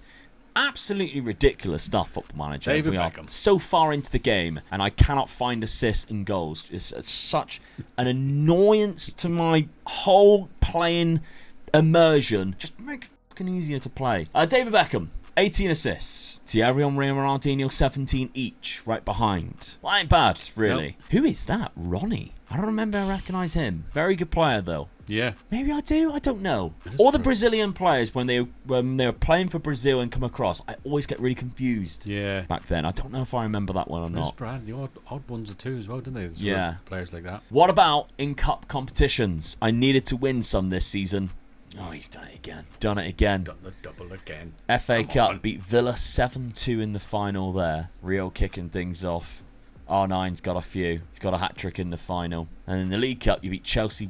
What a difference of finals, by the way. Yeah. 7-2 and 1-0 against David Claudio Beckham in the Ranieri. 85th minute. Not a person I expected to score the winning goal. I'll tell you what, let's watch this. I wonder if it's a free kick. You reckon? Because there's no assist. Oh, it could well be. So then, that yeah. could tell you that it was an actual free kick Yeah. from David Beckham in a cup it is final now, yeah. against Chelsea. So At let's have a Wembley. quick gander, shall we? Of course Oh, it is. Oh, right. Of course it is. It had to be, didn't it? Yeah. David Beckham. Who is Get that it. with the red hair?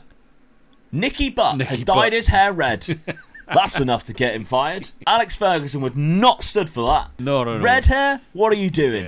Yeah, out of it. Now, the Champions League, I was knocked down the quarter-finals. Oh, my God. Oh, get in. Dad's got on won it.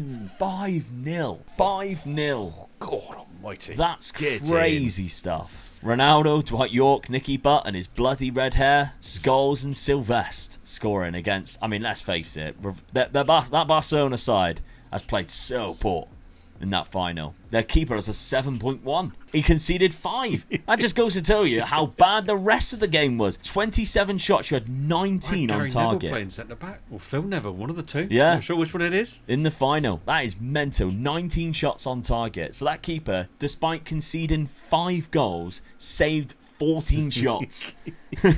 What were they doing Oh, one in the way traffic in that, Champions wasn't League it? final? Wow, we are you are dominating world football. All right, let's have a look at this Arsenal team then. Goals-wise, oh my God, I have 3 players scoring 30 goals. And Alex got 23 and 27, and I've won 1 competition. So, that sucks. Ronaldinho was my overall top scorer, though. 37 and 26. Great start for him first season. Unbelievable. Thierry Henry, 36 and 23, so that's still quite good. 32 and 24 for Ruud, so I'm very happy with that as well. Alex coming in for the first season, way better numbers than what Robert Perez was, so I'm happy with that too. Freddie Ljungberg, 18 and 21. I don't know. Bergkamp's dropped off, but he is 33 now. What's he asking for? He's asking for a new contract but wants to leave. They need to sort that out as well, Yeah, because that's what's definitely, played in. Yeah. I want a new contract, so I'm asking to leave. Yeah. Makes no sense to me, but there we go. Silvinho, 19 assists from right back. And he scored 10 goals. Talk about a stroke of genius. Yeah. Ashley So Cole what does he actually look like now, though? What, Silvinho? Yeah, Yeah. but he was already good, wasn't he, Silvinho? But he can now play there quite well. Yeah. Well, I don't know. I'll take my hat off for that. That's a clever move. Yeah, Ashley Cole needed that, though. The development is there for Ashley Yeah. Cole, which is He'll good. get better again now, won't he? So I'm happy with that. So what I'm now worried about is obviously we need to start replacing players like Tony Adams. Your both centre-backs are... Yeah, I mean, Tony Adams has the acceleration of a slug. he was never that quick anyway, was No, he? so we need to look at that next season because our poor defence. I mean, Martin David Keown's Seaman 35 as well. is retiring this year. Now you're in trouble. Yeah, so I need a new centre-back and I need a new goalkeeper. 2 centre-backs, I reckon. Well, no, because I've got the one that I bought this season, All right, yeah. Walter Samwell, who's a 5-star player. Yeah, I forgot about that one, yeah. So I mean, his composure and And concentration. he's the left is side, great, so but- that's the ordered side to buy. Yeah, so I just need a centre back, goalkeeper at the very least, anyway. With £136 million, I'm sure I can find somebody with that. Now, Dad, before we have a look at the points, let's see what your side has done this season. 55. R9. In that position, you thought he would do absolutely rubbish. That's true, yeah. A DLF. He scored 55 goals and 24 assists, so fair enough. I mean, let's see actually whether he did play there because that was just doing by best 11. Yeah. He is playing DLF as you can see there. Every single time he's playing is DLF, so he's scoring that amount of goals as a deep line forward, which is crazy because I remember when we first started playing FM26, neither of us could get the deep line forward to work. No. Turns out you just need R9 in there. Yeah, that's right, yeah. But there we go. Ole Gunnar Solskjaer still scoring 40 goals though. 42 goals. In only 35 starts. Brilliant. Dwight York, 36 and 19. David Beckham got 36 assists. Ryan Giggs is 35. That's crazy. Yeah. Unbelievable stuff. Even Nicky Butt, with his stupid red hair, got 15 assists. Not bad at all. Gary Neville played 45 games. Yeah, he might have played centre-back. And I locked someone in playing right back. He might have played centre-back with his Yeah. 8 jumping reach. Well, we know he played in the final Yeah. of the Champions League. So maybe Jaap Stam still played 48. Yeah. Real Ferdinand played 40. Well, you can't deny it then. Oh, they should have They shared it around. Yeah, they knocked it around, so I'm not... You have £151 million. We have very similar budgets going into season number 3, but do we have similar points? Let's find out. Well, the season 2 points are Mega Luke with 7 and Dad with 17, meaning the total points so far after 2 seasons is Luke with 13 and Dad with 25. Buffon is my key signing this season for 80 million. We have signed one of the best keepers in the world. My key signing this season is also a goalkeeper in Christian Aviati. With David Seaman retiring, the £79 million man becomes my new number 1. Right, Dad, both getting goalkeepers this season. So, I mean, it made sense for me too. You went for the target that I was going to go for, you cheeky sod. Just before I went jumped for in him. quickly. Yeah, but he wasn't the only man. As you can see, £145 million on the ins. We only had £30 million on the outs, and that was last season with Robert Perez. So I don't think I sold anybody of name. But I also did have the likes of Tony Adams who left. He went to Juventus, age 35, so didn't keep him around either, leaving at the end of his contract, which meant I had to bring in a couple of players. So I brought in Marcel Desailly. Very good player. Yeah, obviously a World Cup winner, a world-class centre-back. Coming towards the end of his career, 33 years of age, but we've got 3 years left, and he does have 16 for natural fitness. And I think he might carry over to for at least a couple of seasons anyway. Yeah. So I think it was worth the deal. I mean, we paid £30 million for him, which It's not a bad price, really. isn't actually bad considering some of the prices of these players. But yeah, from Chelsea, obviously he's been around the block. And he's sticking around in this league now. But we've also got Vogel from Real Madrid, £27 million. There's some unbelievable players at PSV at the start of this database, and he's another one. Good defensive midfielder who can also play centre midfield, so got some very good mentals and physical attributes. Not a bad signing either for just £27 million. And then the final signing was Fernando Mera. I got him because he plays centre-back and DM, so he kind of fills both roles. So not exactly the world-class type of player, but I think he's just good at everything, and that's the reason why I signed him. 24 years of age, got the perfectionist personality, so he might develop into a better player as well. $9 million. Couldn't go wrong with that. Price. Tactically then, we are switching things up. We have gone to a 4-2-3-1, and I'm locking Thierry Henry in that right wing spot with Silvinho in behind him. So it's a little bit strange, obviously, putting Thierry Henry out on the right, considering throughout his career he was either starting on the left or he was playing up front. But we don't necessarily have a world-class right midfielder to put in there. I've kind of run out of money as well, and all of my players that I've got like to play on the left. So Ruud van Nistelrooy will go up front, but then we've obviously got Ronaldinho and Alex in behind. So if we're looking at the best 11 pick, as you can see, it puts Freddie Ljungberg in there, which makes 0 sense to me. So that's the reason why it's going to look like this. And it's going to be Silvinho if we go to combined. Silvinho for Lauren there. And then obviously Ashley Cole will take over Lauren's spot. So that's kind of what I'm looking at more going into this season. Ronaldinho in the hole with Alex, Van Nistelrooy and Henry all around him, which I like good. the sound of. Yeah, it does look good, yeah. Samuel and Desailly with Abiati in behind. Lovely stuff. Vogel goes in next to Patrick Vieira. Now, Buffon wasn't also your biggest signing either. You had a couple of other massive signings. Francesco Totti. Yes. For 155 million. Yeah, it's a lot of money, but that's what you've got to pay if you want the best, and he's one of the best up there. So I just got a frightening front two, really, and with reserves behind them as well if I need them. Yeah. I mean, a man of... we're rewriting history here because he never left Roma. No. And, he's now left at 25 years of age. So he's already got 5 goals in 3 appearances, which says a lot. And then we've also got Gerrard. Now, I don't really remember Gerrard growing up. No, I'll be honest. No, I'll be honest. I don't. He looks know him amazing really, on He this. looks so good, doesn't he? And he plays in that sort of like that role right behind the strikers as well as in midfield as well. So that's what I got him for, really, just to sort of fill that spot that you've ringed down, the attacking midfield player. Yeah, I mean, if you're looking at him, He's 19 for better than passing, that, yeah. 20 for vision. He has great off the ball, great flair. The only real downside, I mean, finishing 17. Only real downside is his composure. Yeah. I think that's really the only bad side of him. Great person to have in the team, so that's what I brought him in for. Yeah. A lot of money, £79 million. He's got 4 goals in 4 games. You're scoring a lot of goals. Great start from 2 players, isn't it? Okay, lineup then. Sticking with that 4-4-2 that we had to begin with. That. The best 11 keeps it almost the same, but Gerrard and Scholes Scholes gone right into that switching sort of out. position, yeah. So that was what I was really looking at, really, with Totti up front. So I'm quite pleased with that sort of start line.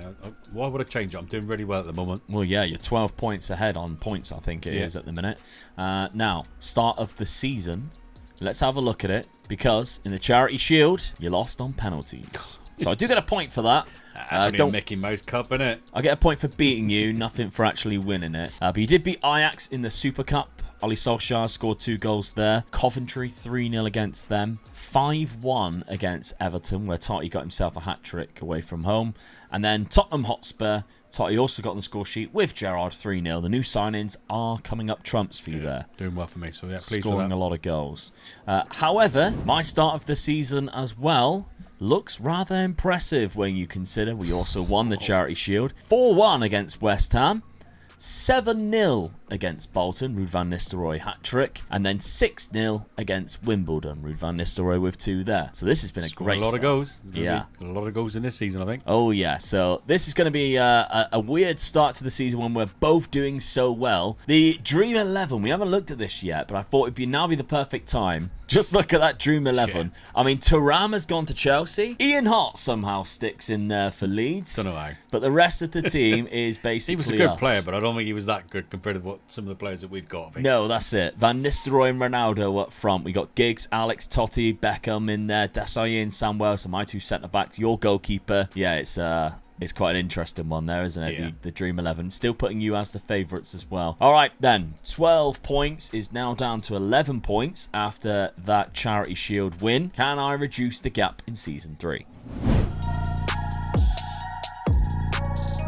Well, come on. Straight away, I don't. 101 points to 92. 9 points clear of me at the top there, Dad. Very well done. 33 wins out of 38. Too many games, by the looks of it, didn't you? Yeah. You lost 3. I did pick up a point there for beating you in the league. However, you didn't beat me. So I gained 1 back. You get 5 points to win the league. I gained 1 back for beating you in one of those fixtures, which is a little bit of a relief that you didn't manage to beat me. But the goals, I want to see the player statistics again. We have to go through this horrible menu once again. Michael Owen was the top scorer with 36 in 36 appearances. He got better and better every year so far. Ruud van Nistelrooy and Ronaldo, both with only 23. Quite surprised with that. Yeah. You do have 2 other players up there, though, with Solskjaer and Totti. quality. Solskjaer keeps coming in, doesn't he? So Yeah. He's a dark horse, I think. And then, obviously, I only have one striker. So Alex, as an attacking midfielder, or from the left-hand side, has got 15 Youngbergs up there, which does surprise me. But Gerrard has 12 as well. So, yeah, I am quite surprised with that. Now, assist-wise, Thierry Henry is once again leading that with 19 assists. Right behind Beckham. David so Beckham with that's 16 exactly where behind I'd him. expect him to be as well, yeah. Yeah, Totti's Totti up there as well, yeah. 14.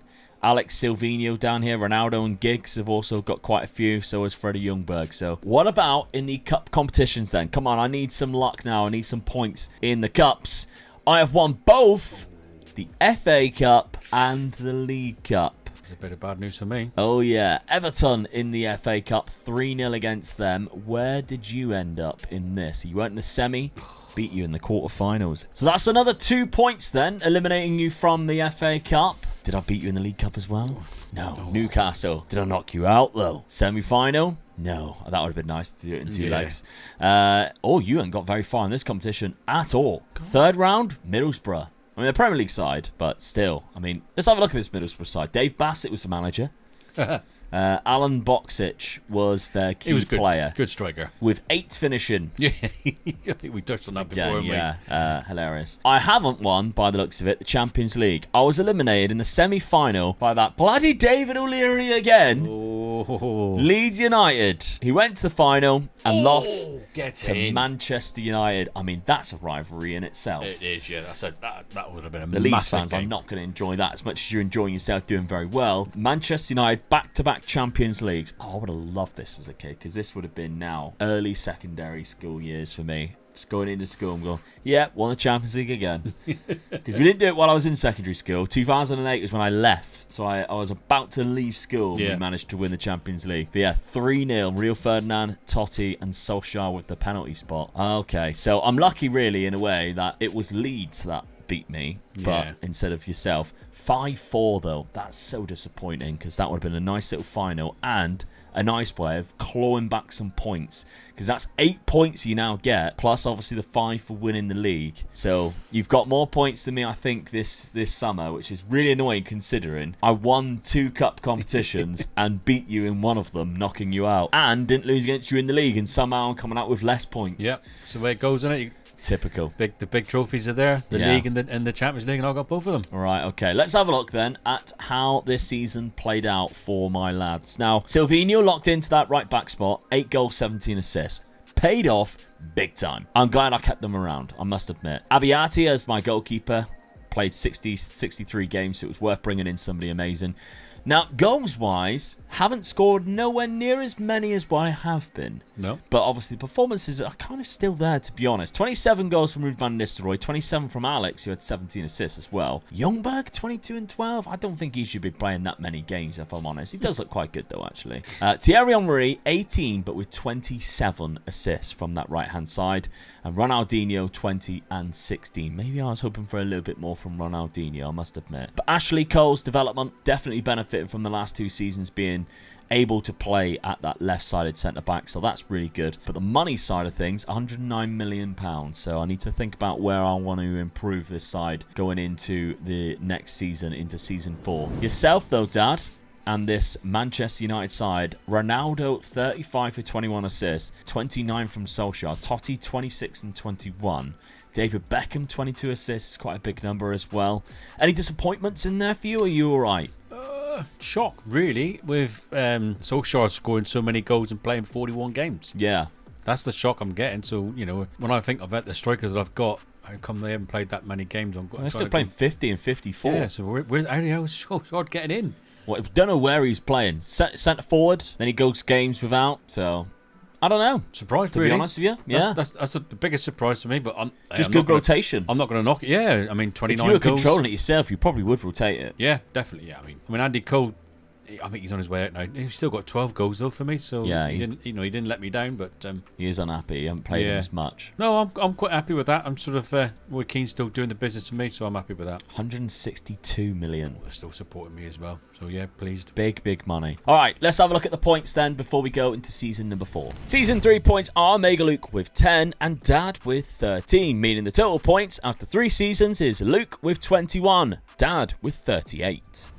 My key signing is none other than Raul from Real Madrid. 112 million for one of the most underrated strikers of this time. My Season 4 key signing is a man to go alongside Patrick Vieira in my midfield, in Massimo Ambrosini, who signs from Parma for £76 million. Ambrosini joins Dad, £76 million, but he's not the only guy to join. I've actually signed quite a few very good players this summer. Jens Novotny has also joined. He looks fantastic too. Lots of 20s in there from the German league. He started off at Leverkusen, went to Bayern Munich. We have sold Lauren, though. £25 million for Lauren there. Don't think we sold anybody else. £15 million. So Kanu's left for £15 million. We weren't really using him anyway. I do find it funny that Sebastian Larsson, who came through the youth academy at Arsenal and then went to Birmingham, has gone out on loan to Birmingham.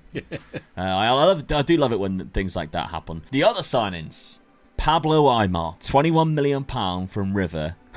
My God, look how good he looks. Definitely, yeah. Jesus. We've got Ronaldinho, so he's not exactly going to get much game time, but he might come off the bench quite a lot for Ronaldinho. And then we've got a bit of a substitute sign or a squad player signing in Nikos Liberopoulos from Panathinaikos, and I've nailed every single one of those names there, I'm sure of it. Striker can also play right wing, which is the reason why I signed him. Yeah. Bit of an average player on this database. If you put him in the real database that we play for FM26, he'd probably be a star player, but yeah, he's nowhere near the standard of like the likes of Thierry Henry, for example, who hopefully still gets his spot. Now, best 11 pick, I'm not locking anybody in. Best 11 pick is kind of what I want it to be. There are some subtle changes though. You will notice that Van Nistelrooy is now going to be played as a channel forward. I'm also dropping the midfield back ever so slightly for that out of possession style, because I want to do that for the league. I think we're suffering too many points in the league and in the Champions League. We're losing too many games. We're doing all right in the cups, but this was where we need to claw the points back now. Dad is leading this by quite some margin. Van Nistelrooy, Henry, Ronaldinho, Alex, still my front four. Ambrosini is the new guy who comes in next to Vieira. I think that midfield now looks solid with some good options off the bench too. I think we're developing quite a nice little bench here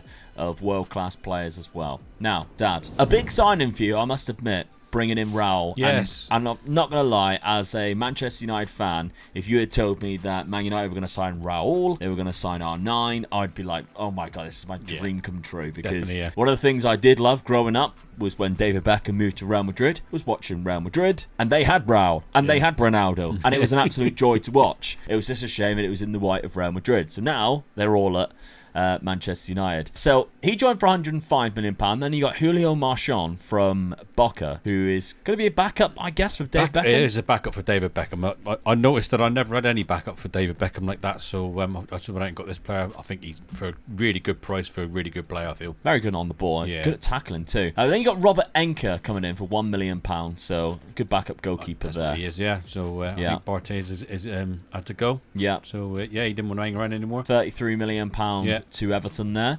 Then we got Kaka Kaladze from Everton himself, so left back who can play quite a lot of positions. He's a good squad player, as I sort of like buying now and again. So yeah, for that price, I thought he was very good. Really. Yeah, he's only 25 years of age. Then the final one, Stilian Petrov, £12 million. I almost went for him myself until I seen you already put a bid in. £12 million from the Celtic man. I'm just looking at a replacement for Roy Keane, to be honest with you. I got Nicky Butt there as well, but I didn't want to turn this for such a small price. I didn't want to turn it down, really. Again, one of those things where every attribute is above 11. Yeah, very good player. Above 10 is not bad at all. Okay, now tactics for you. Sticking with what you had. I don't want to change it. Yeah, so I don't think anybody's moved position. Raul's gone in position, so them two up front, like you said, you really like. I'm going to take the bit of that. Weird how sometimes it puts Beckham centre mid and Totti right mid. I don't know whether I want to do this or no, so I don't know whether to go with it or no. I mean, it's getting Totti on the pitch as well. It is David Beckham's one of his favourite positions as well. He plays very well there. But I've got Gerrard to play there as well. So that means I just, either lose Gerrard or you lose Totti, and I don't know which way to go, really. Yeah, because you can't take Beckham off. He's too good at everything. Yeah, that's right. Set pieces. He's going to be definitely in that position, centre or right on the wide right, so I'm not sure what I want to do at the moment. I might just leave it as it is and see what happens. Yeah. Well, start of the season, you have dropped points, and that is because we played each other on the opening day of the season. And with 10 men for 83 minutes, After Alex got himself sent off, we still went on 1. Even being 1-0 down at Old Trafford, Ronaldinho 77th, 88th minute, Ruud van Nistelrooy. What a place to score a last-minute goal. Yeah. We also beat you in the Charity Shield, which means we get another point there as well. So points are being clawed back. On here now. Come on. You did beat Leicester 6-0. Raul got himself a hat-trick there, so he's finally kicking off. Ipswich. Ronaldo scored 5 against Ipswich. Might be 6. 1, 2, 3, 4, 5. Because there's only one there for Totti, yeah. There probably Maybe it is. Yes, he got 6. You got a double hat-trick against Steve McLaren's Ipswich. And Steve McLaren starts off at Manchester United as your assistant manager. So he got the job at Ipswich and then was really regretting himself getting the job at Ipswich, as you can see. Then we've got a 1-1 draw, unfortunately, to West Ham. Jan Koller. Our good friend Aaron Hunt loves a bit of Jan Koller because he's 6'8" and can jump. So, yeah, very good player. Then the Sunderland 5-1, back on winning form, and 6-1 against Colchester in the Cup. Not too bad. I've been disappointed with the two games against you right at the start of the season. Not a good way to start the start of the season. So, but we did beat Chelsea in the Super Cup. Yeah, we overestimated that one. So yeah, the league game against you, losing 2-1 at home, bad game that is. Against 10 men too. Yeah, it's not too good. What about the other results then? Surely didn't drop any points after that. Oh no, we played Spurs. Although Ruud van Nistelrooy did score a 96th minute equaliser against them, so that was a bit of a saving grace there. But then we beat Manchester City after you. Djibril Cissé plays for them, which is, do you remember him when he played for Liverpool? I did enjoy watching him, to be fair. Then it was Derby County 5-1. Then Chelsea 4-1, so they've dropped off a little bit on this. They've got Francia, who plays in Sao Paulo, and look how good he looks, by the way. So that's another player to look for if you do play this database. We'll leave the patrons, of course, to sign up for that. And then, of course, the 1-1 against Tottenham. So I have dropped points already, but we are still top of the league with Liverpool for now. Hopefully, we can make sure we stay there, though, because we need to start winning some points back. Let's find out what happens in Season 4. Well, it's 3 points between us, but you still got 102 points. Yeah. That's got to be the highest runners-up ever. Just lost 2 there. I beat you in one of them. And I lost 1 game against you. At home, too. 4-2. So we've seen that result already. I mean, I lost to Leeds, and Leeds come right behind me. So, it's not, I can't moan about it too much. I've done really well, only losing 2 games, drawing 3. But to be that close, disappointed. Yeah, not bad though, considering how many points you did get. Still quite impressive. Let's have a look at the goals. Who scored the most goals? It was R9, who got 38 in 33 appearances. Yeah, pleased with that. Not bad at all. Michael Owen's up there again, as he always is in this. 34. Alan Shearer's back with 30. Then it's Ruud van Nistelrooy with 28. So although I have dialed back the goals, we're winning more games. Yeah. Be interested to see how much is Michael Owen to try and buy. I am actually looked at it to see. It just depends whether they allow you to go. Yeah, I don't think they would. They probably put that up by about 50 million if you Premier League time to try to buy him. But he does look good, doesn't he? His quickness, isn't it? Yeah, it's the pace and the acceleration with 20 and 20 with 17 off the board just makes him so lethal on this. Yeah. It's unbelievable. Okay, not bad. What about assist-wise then? We've seen Thierry Henry's been knocking around with the assists lately. This time, it's Ronaldinho. Ronaldinho's up there with Alex in 3rd place. So assist 22, which is quite a lot. Raul and Ronaldo assisted each other by the looks of it. 14 of each. Well done. And Totti from the right wing, I guess, with 12. Probably, yeah. Ryan Giggs is up there. I've lost 9. David Beckham out of that completely. So yeah, David Beckham. I did see his name there. There he is. Yeah. 8 assists in total. Nowhere near as many, but he is playing centre mid now, trying to pull the strings in there instead. Okay, cups. We pulled 1 back, obviously, with that 5 points for winning the league, plus the 1 for beating you earlier on the season. Cups, though.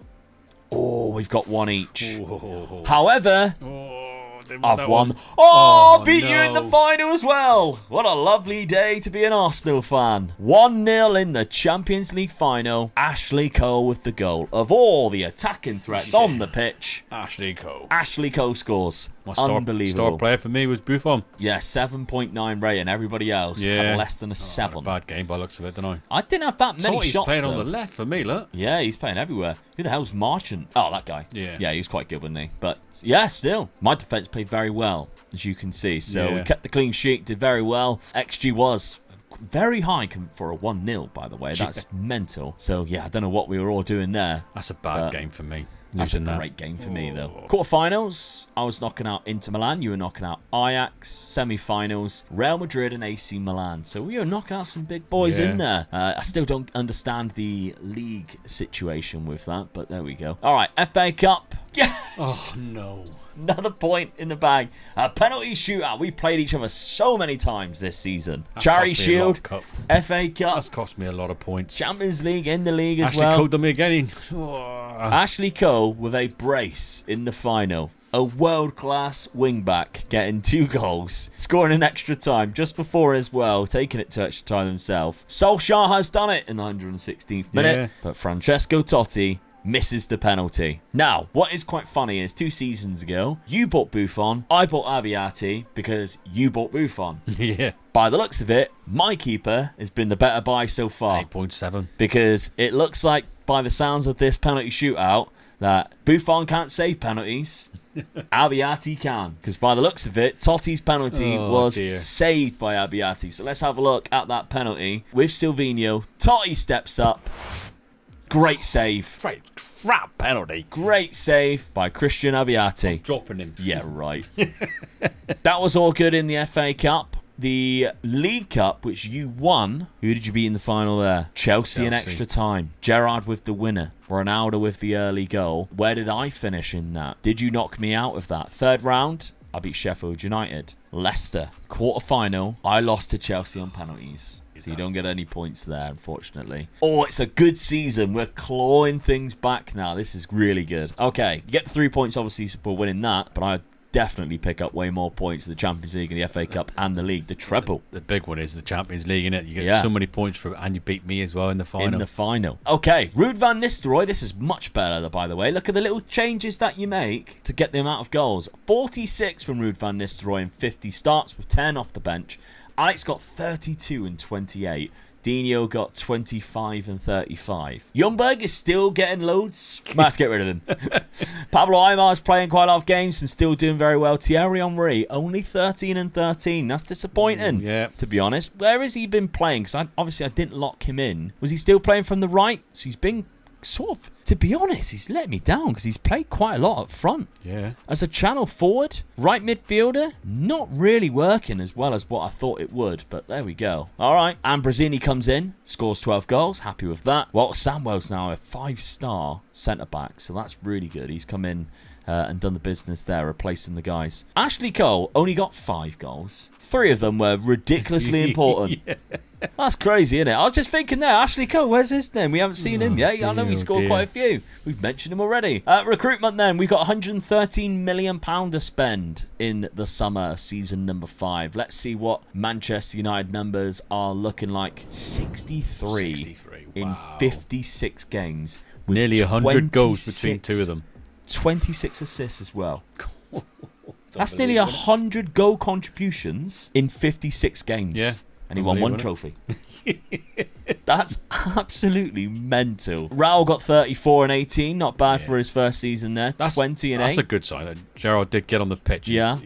20 goals from him is really good. Beckham got more assists than what maybe you thought. Yeah. 19. It might have just been in other competitions. Totti got 20 assists too. So, yeah, they're bagging them still. Holly got another 15 goals for me as well. 16 games. 16 starts, yeah. Yeah. Not bad. Not bad, yeah. £71 million. A little bit less than me this summer. That's only £51 million. Just one player, isn't it? Yeah. It's a bit dodgy now. All right, well. I don't know who to get anyway, so. That's true. We're at a point where we are like locked and loaded if we wanted to be. Let's have a look at the points going into the final season. Season 4 points are Omega Luke with 16, Dad with 4, meaning the gap has closed going into the final year, and it's Omega Luke with 39, Dad with 42. My season 5 key signing is Jonathan Woodgate. For 80 million, his pace is going to be a great asset to add to my defence. My final key signing is defender Dario Simic for £90 million from Inter Milan, but as a new starting centre-back who can also cover at right back, I think it's worth the money. Yeah, both our key signings being defenders, and my whole window basically being defenders, outside of a young Joe Cole. 22 years of age, I did Joe love watching Cole. him play. On this, he is phenomenal. There's been 2 seasons where I've almost pulled the trigger on him, and one of them I went for Alex instead, and then last summer I was like, oh, I just don't have enough to get him out of the release clause. And this season I had enough, so I went for him. He's going to be great, and plus he can also play centre mid, so I might, even though I won the Champions League, change tactic. All right. Yeah, I know people are going to be like, oh, you're doing it, Dad. With the points being this close as well, but Joe Cole. I had such a bad season than I am. The other signings, though, Cafu. Have you ever heard of Cafu? He is the Brazilian Gary Neville. And he is absolutely fantastic. Yeah, he is good. 34 years of age, that's the reason why he cost me just 13 million. Now, he hasn't really been playing that well for Roma. I say that, his average rating's quite good, but in terms of like goals and assists from right back, with his crossing being that good and the match engine being as good as what it is for fullbacks getting assists, I did kind of expect a little bit more. So hopefully we can get more of that. He's got 1 assist already for us this season. But also Fabio Aurelio. Didn't expect him to be this good on there, but there we go. Fabio Aurelio. He's fairly decent, to be fair. He can fight out with Ashley Cole at left wing back. Now, I have made a little bit of a change. Now, of course, we can see we've got a midfield playmaker instead of that defensive midfielder. So we've got the box-to-box and the midfield playmaker, and it puts Joe Cole in there instead of Patrick Vieira. I'm kind of just happy to let them all fight it out. Big shout. Yeah. Best thing to do, I think, really. Yeah, we got 2 5-star players out on the wings now in Omri and Alex, with another 5-star in there for Ronaldinho in terms of the roles. Van Nistelrooy is enjoying his channel forward role. I think we could be really good this season. So I think we could be really, really good. Let's have a look, Dad, at the rest of your signings, because there was a couple of more that we need to talk about. Well, one more. Jonathan Woodgate, £80 million from AC Milan, so you weren't even at Leeds. Mark Van Bommel, though, £52 million really from Chelsea. well. Yeah, spine of the team, sort of defensive midfielder, attacking midfielder. Just get him in just in case, really. Had a bit of money left over. I just couldn't better the positions that I had on the pitch, so I just went in for one of the sort of players that I thought were going to be really good for the squad. Yeah, I mean, here's another one that starts at PSV. Yeah, it goes to show you it's such a good team. There are so many good players there. So, tactically then, kept it as it was. I didn't want to change it. I'm taking a big chance, I feel, by putting Jonathan Woodgate in, but I just wanted them to sort of, him and Ferdinand to play together and see what it's like. And I'm going to let the rest of the midfield just fight it out, because it was doing Beckham into the middle again, as you'll probably do if you see it. But I dropped out his Yabstam, so it could backfire on me, but it might not. I do generally think Jonathan Woodgate is a very, very good player, so I'm hoping to sort of do good things with it and sort of like build a relationship. I mean, he's 24, he's really good, and he was good in his time as well, I felt. Dad's just dropped Yapstam for Jonathan Woodgate, which is absolutely mental. I'm just trying to bring the young boys through.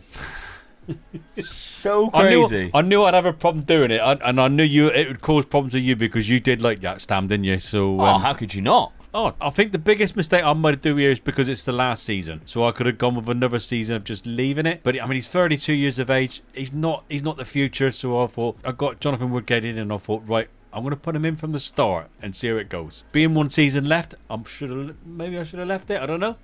I'll find out after the season, won't I? Oh, dropping big Yap. Absolutely outrageous stuff. If you did the best 11, the assistant manager has sense. It keeps Yapstam in there. It does put Kivu at left centre back, which is a little putting bit Ferdinand in that position Ferdinand instead of and Beckham centre mid. Yeah, Roy Keane, and I don't think you could drop Roy Keane from that position to put Ferdinand in there. It's a bit bizarre, because Roy Keane's still world class. He's still going for it as well, isn't he? Yeah, so strange. I mean, I'm liking it because Totti's in the team, but I don't like it because I prefer David Beckham out on that right. I think he gets a bit more time, gets a ball in, but I'm going to take chances, leave it again. I mean, I didn't do too bad last season. I was getting to the finals, just lost the finals against the worst person I could lose against, and it was you, wasn't it? It cost me a lot of points last season. We've played against each other already twice. Again. And again, I pick up both wins. Oh, I don't know what's going on The at the moment. points are now just 1 point between us going into this final simulation. And the problem is now I've been knocked out of the Worthington Cup already. out by Liverpool. Poor Scholes and Yapstam missed a penalty. So already I've lost one cup that I can win. The Charity Shield, though, 3-2 finish. Rio Ferdinand and Raul scored quite late anyway. I was 2-0 up. Then I made it 3-1 before Raul scored. The result at Highbury, Ambrosini and Ruud van Nistelrooy with the 2 goals there. And Buffon got an 8.2. So I'm guessing that game was completely dominated by me. 12 shots on target. He saved 10 shots. But again, going forward, just nothing. Look, 6 and a 6.1 for Raul and Totti. Don't know what's going on there, Get really. yourself in the game, lads. Yeah. Ashley Cole loves playing He does, doesn't he? Manchester United. Yeah. Another man of the match performance. He got an assist for Ambrosini there. Crazy stuff.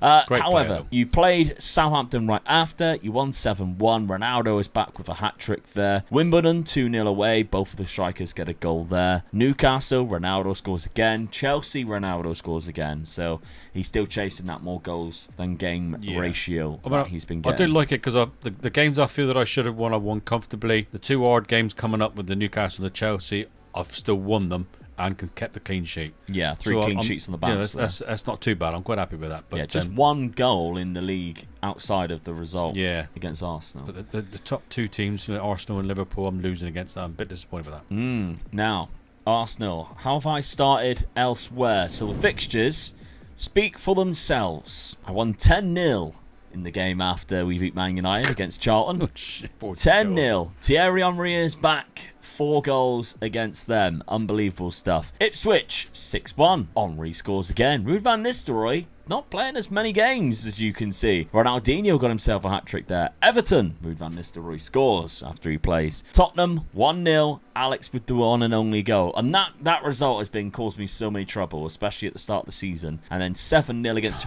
Charlton. 17-0 across 2 games against them. I mean, I'm looking at that as well. I mean, that's 2 big games for you, 17-0 against Charlton. But you go further up and look at your Super Cup. Yeah. You beat Bayern Munich 7-1 against Bayern That's a hell Munich. of a result, I feel. Yeah, they got some decent players still, because I've noticed. They got Frank Rijkaard as their manager at this point. They've got Saviola, who is world class on this. Look how fast he is. Yeah. And then Roque Santa Cruz, who, if anybody watched the video that's going to be at the end of the video, I did the simulation, the 26 years. Roque Santa Cruz has a very interesting time, so check that video out, because he is also world class on this. Yeah. Only 23 years of age. This is season 5. So that says it all, doesn't he? How good his career. Just think, then he played for Blackburn. Yeah. It's crazy, isn't it? How in real life things change. Played for Blackburn. But there we go. So, what a start to the season. And now the points in season number 5 is just 1 between us. But at one point, you were 12 ahead. More than that? No. So in season 3, it was 21-38. You were 17 points clear. Now there's just 1 point between us. Season 4 killed me. You just won. You beat me in the main games. Yeah. The cup finals. So let us know if you got to Season 5. If you are part of the Season 5 crew and you love the retro databases, make sure you are subscribed, because there's more stuff coming out for the retro databases. Let's see what happens in this final season. Well, the final season sees Arsenal lift the Premier League title by 10 points. 113 goal difference as well, might I add. I mean, mine was big the last couple of seasons, but you've scored 143 goals. That's the difference, isn't it? Yeah. Lost 2 games. I bet the other one's Charlton. Yeah. How funny would that be? No. Middlesbrough and Liverpool. So Middlesbrough finished in 8th place. I lost to them. Drew 3. Oh, Didn't even draw against you. So that's another 2 points. 7 point swing there. Oh, Charlton finished bottom, by the way. With Surprise. Goals. Ronaldo has the most goals this season, but the tally you might have seen is lower. Him and Ruud van Nistelrooy, That's bad. 23 each. However, Ronaldo only played 24 games. Ruud van Nistelrooy played 36. Yeah. Kevin Phillips is up there, Franca and Boxic. Thierry Henry got 20. Ronaldinho got 20. Alex, Raul, they're all around there as well. Assist-wise, if we go down to assists, Thierry Henry was the highest again. 18. Ryan Giggs Ryan popped Giggs, up now. First 16. time he's been up for a couple of seasons. Ronaldinho's up there. Alex and Silvinho both on 13. A lot of assists. Francesco Totti and David Beckham both getting 13. That's quite an interesting one. Free kick goals. Anybody? No David Beckham in the free kick goals. That's absolutely crazy. Kevin Phillips. Fair enough. Benito Carboni at Derby. Look at him. Look how good he is. Janino's there too. Do you remember Janino? Yeah. What a player. He starts off at Vasco da Gama, is it? £5 million you can pick him up for. Look, how good would that be to get Janino if you're sort of that mid-table side? Back to the business though. I need the Champions League here. Cup competitions. It's over. It is over. League Cup against Middlesbrough. I knew I didn't win that one. 6-0 against Everton in the final. Where did you... Yes! Knocked you out in the semi. 2-1 for extra time as well. There is the Champions League though. Yeah, I didn't win that one. Oh, come on. I finished in the semi-final. Come on. Lazio winning it. Didn't even reach the final. Oh dear. Let's have a look then. We won you. Round of 16, you knocked out Deportivo. I was knocking out Porto. Quarter-final, AC Milan. You were knocking out Juve. So we did get to the semi-final. We played in the opposite ties. You lost to Lazio. I lost to Real Madrid. Oh, that's really annoying. It would have been nice to have the showdown at the end there, wouldn't it? That would have been nice. Oh, so close again. But no trophies for you in the final season. 2 seasons where I got really close. Lost the big games against you again. But yeah, you come back at me and from a long way behind. The switch of tactic, by the way, mental. I had 4 players who's got 30 goals and Pablo Aimar who got 28. Yeah. That's absolutely disgusting. Alex and Henry, 36, 33. Ronaldinho and Rude, 33 each. Pablo Aimar with 28. That is gross amount of numbers. You'd have never picked Alex as going to be your leading goal scorer, would you? No. I mean, what a player that is. So good. Considering I've never even remember him playing. Which is crazy. Well, there we go. Cafu, by the way, 11 assists, 9 goals. Yeah. We didn't mention him last season. This season, he's had a blinder. Aurelio played quite a lot and got 13 assists as well. They're all chipping in, which is nice. But Joe Cole, 13 goals, 9 assists. He's loving life at Arsenal. So, bless him. Let's have a look, Dad, at your squad before we take a look at the final points tally. 30 goals from Ronaldo, who only played 36 games. Yeah, that's what let me down. Yeah, 27 score enough goals. for Raul, 22 and 20 for Totti. David Beckham got 16 assists. Ryan Giggs got 21 this season. He had the most assists for you. There we go. Just go on to Jonathan Woodgate, see if he did develop a little any better. He looks all right, but I don't know. Maybe that was a mistake. But then I didn't score enough goals. I don't think I scored enough goals. How many did Yap score? 0. He come off the... It says it all. As a centre-back, he'd come off the bench 30 times. Yeah. There was 30 times throughout the season your assistant went, we need to get Woodgate off. Get him off. We need to get Woodgate off. Yeah. Yap, get yourself warmed up. I'm still looking at that thinking to myself, I didn't score enough goals. Yeah. So that's what's let me down. I don't know why. Maybe I should have locked David Beckham in on the right, I feel, and let the midfield players foot it out between them. I mean, your tactic was good. Yeah. One thing I would say about it, you had a balanced mentality throughout the whole 5 seasons. Yeah. It started off quite well for you, but then I think you sort of slacked it, really. later on. Yeah, I think it needed a bit of a switch around from that. Because you didn't really alter it at all, to be honest. I'm convinced that the David Beckham one's the one that's cost me more than anything. I think I should have kept him in playing because I had Gerrard in that centre midfield player as well. It was just as good, and I bought the other player in the last season who played there as well. Yeah, Van Bommel was it? Van Bommel, yeah. Yeah, I bought him in to play that position as well. But David Beckham kept on coming across. I don't think it was a good position for Totti to be playing. Well, there we go. Let's have a look at the final points tally then. And crown the winner. Final points are Mega Luke with 16, Dad with 0 in the final season. Meaning the total points are Mega Luke with 55, Dad with 42. 55 to 42, swung that around. I just had my ass back, didn't I? Point swing in the end. Unbelievable that is. Not That's to score crazy. a single point that last season with the team like that. I don't believe that. Oh, that is absolutely mental. Mate. Yeah. Good comeback. Do love a good retro database, though. Love these, don't we? Yeah, give us some ideas what you want to see. I'm quite convinced of a nice little 10 season, maybe with Roma and Lazio. They're two good teams on this. The Italian league is something we definitely need to dive into. Possibly would you guys be up for it if we did a Glory Hunter in this database? We've done a Retro Glory Hunter before. We haven't done a series for a while. Would you guys want to see a Retro Glory Hunter come back? Let us know down in the comments section. Thank you very much for watching. Make sure to subscribe. And of course, check out this video on screen where we did the 26-year simulation. And I go through it and document what happened as we rewrite football in this retro database.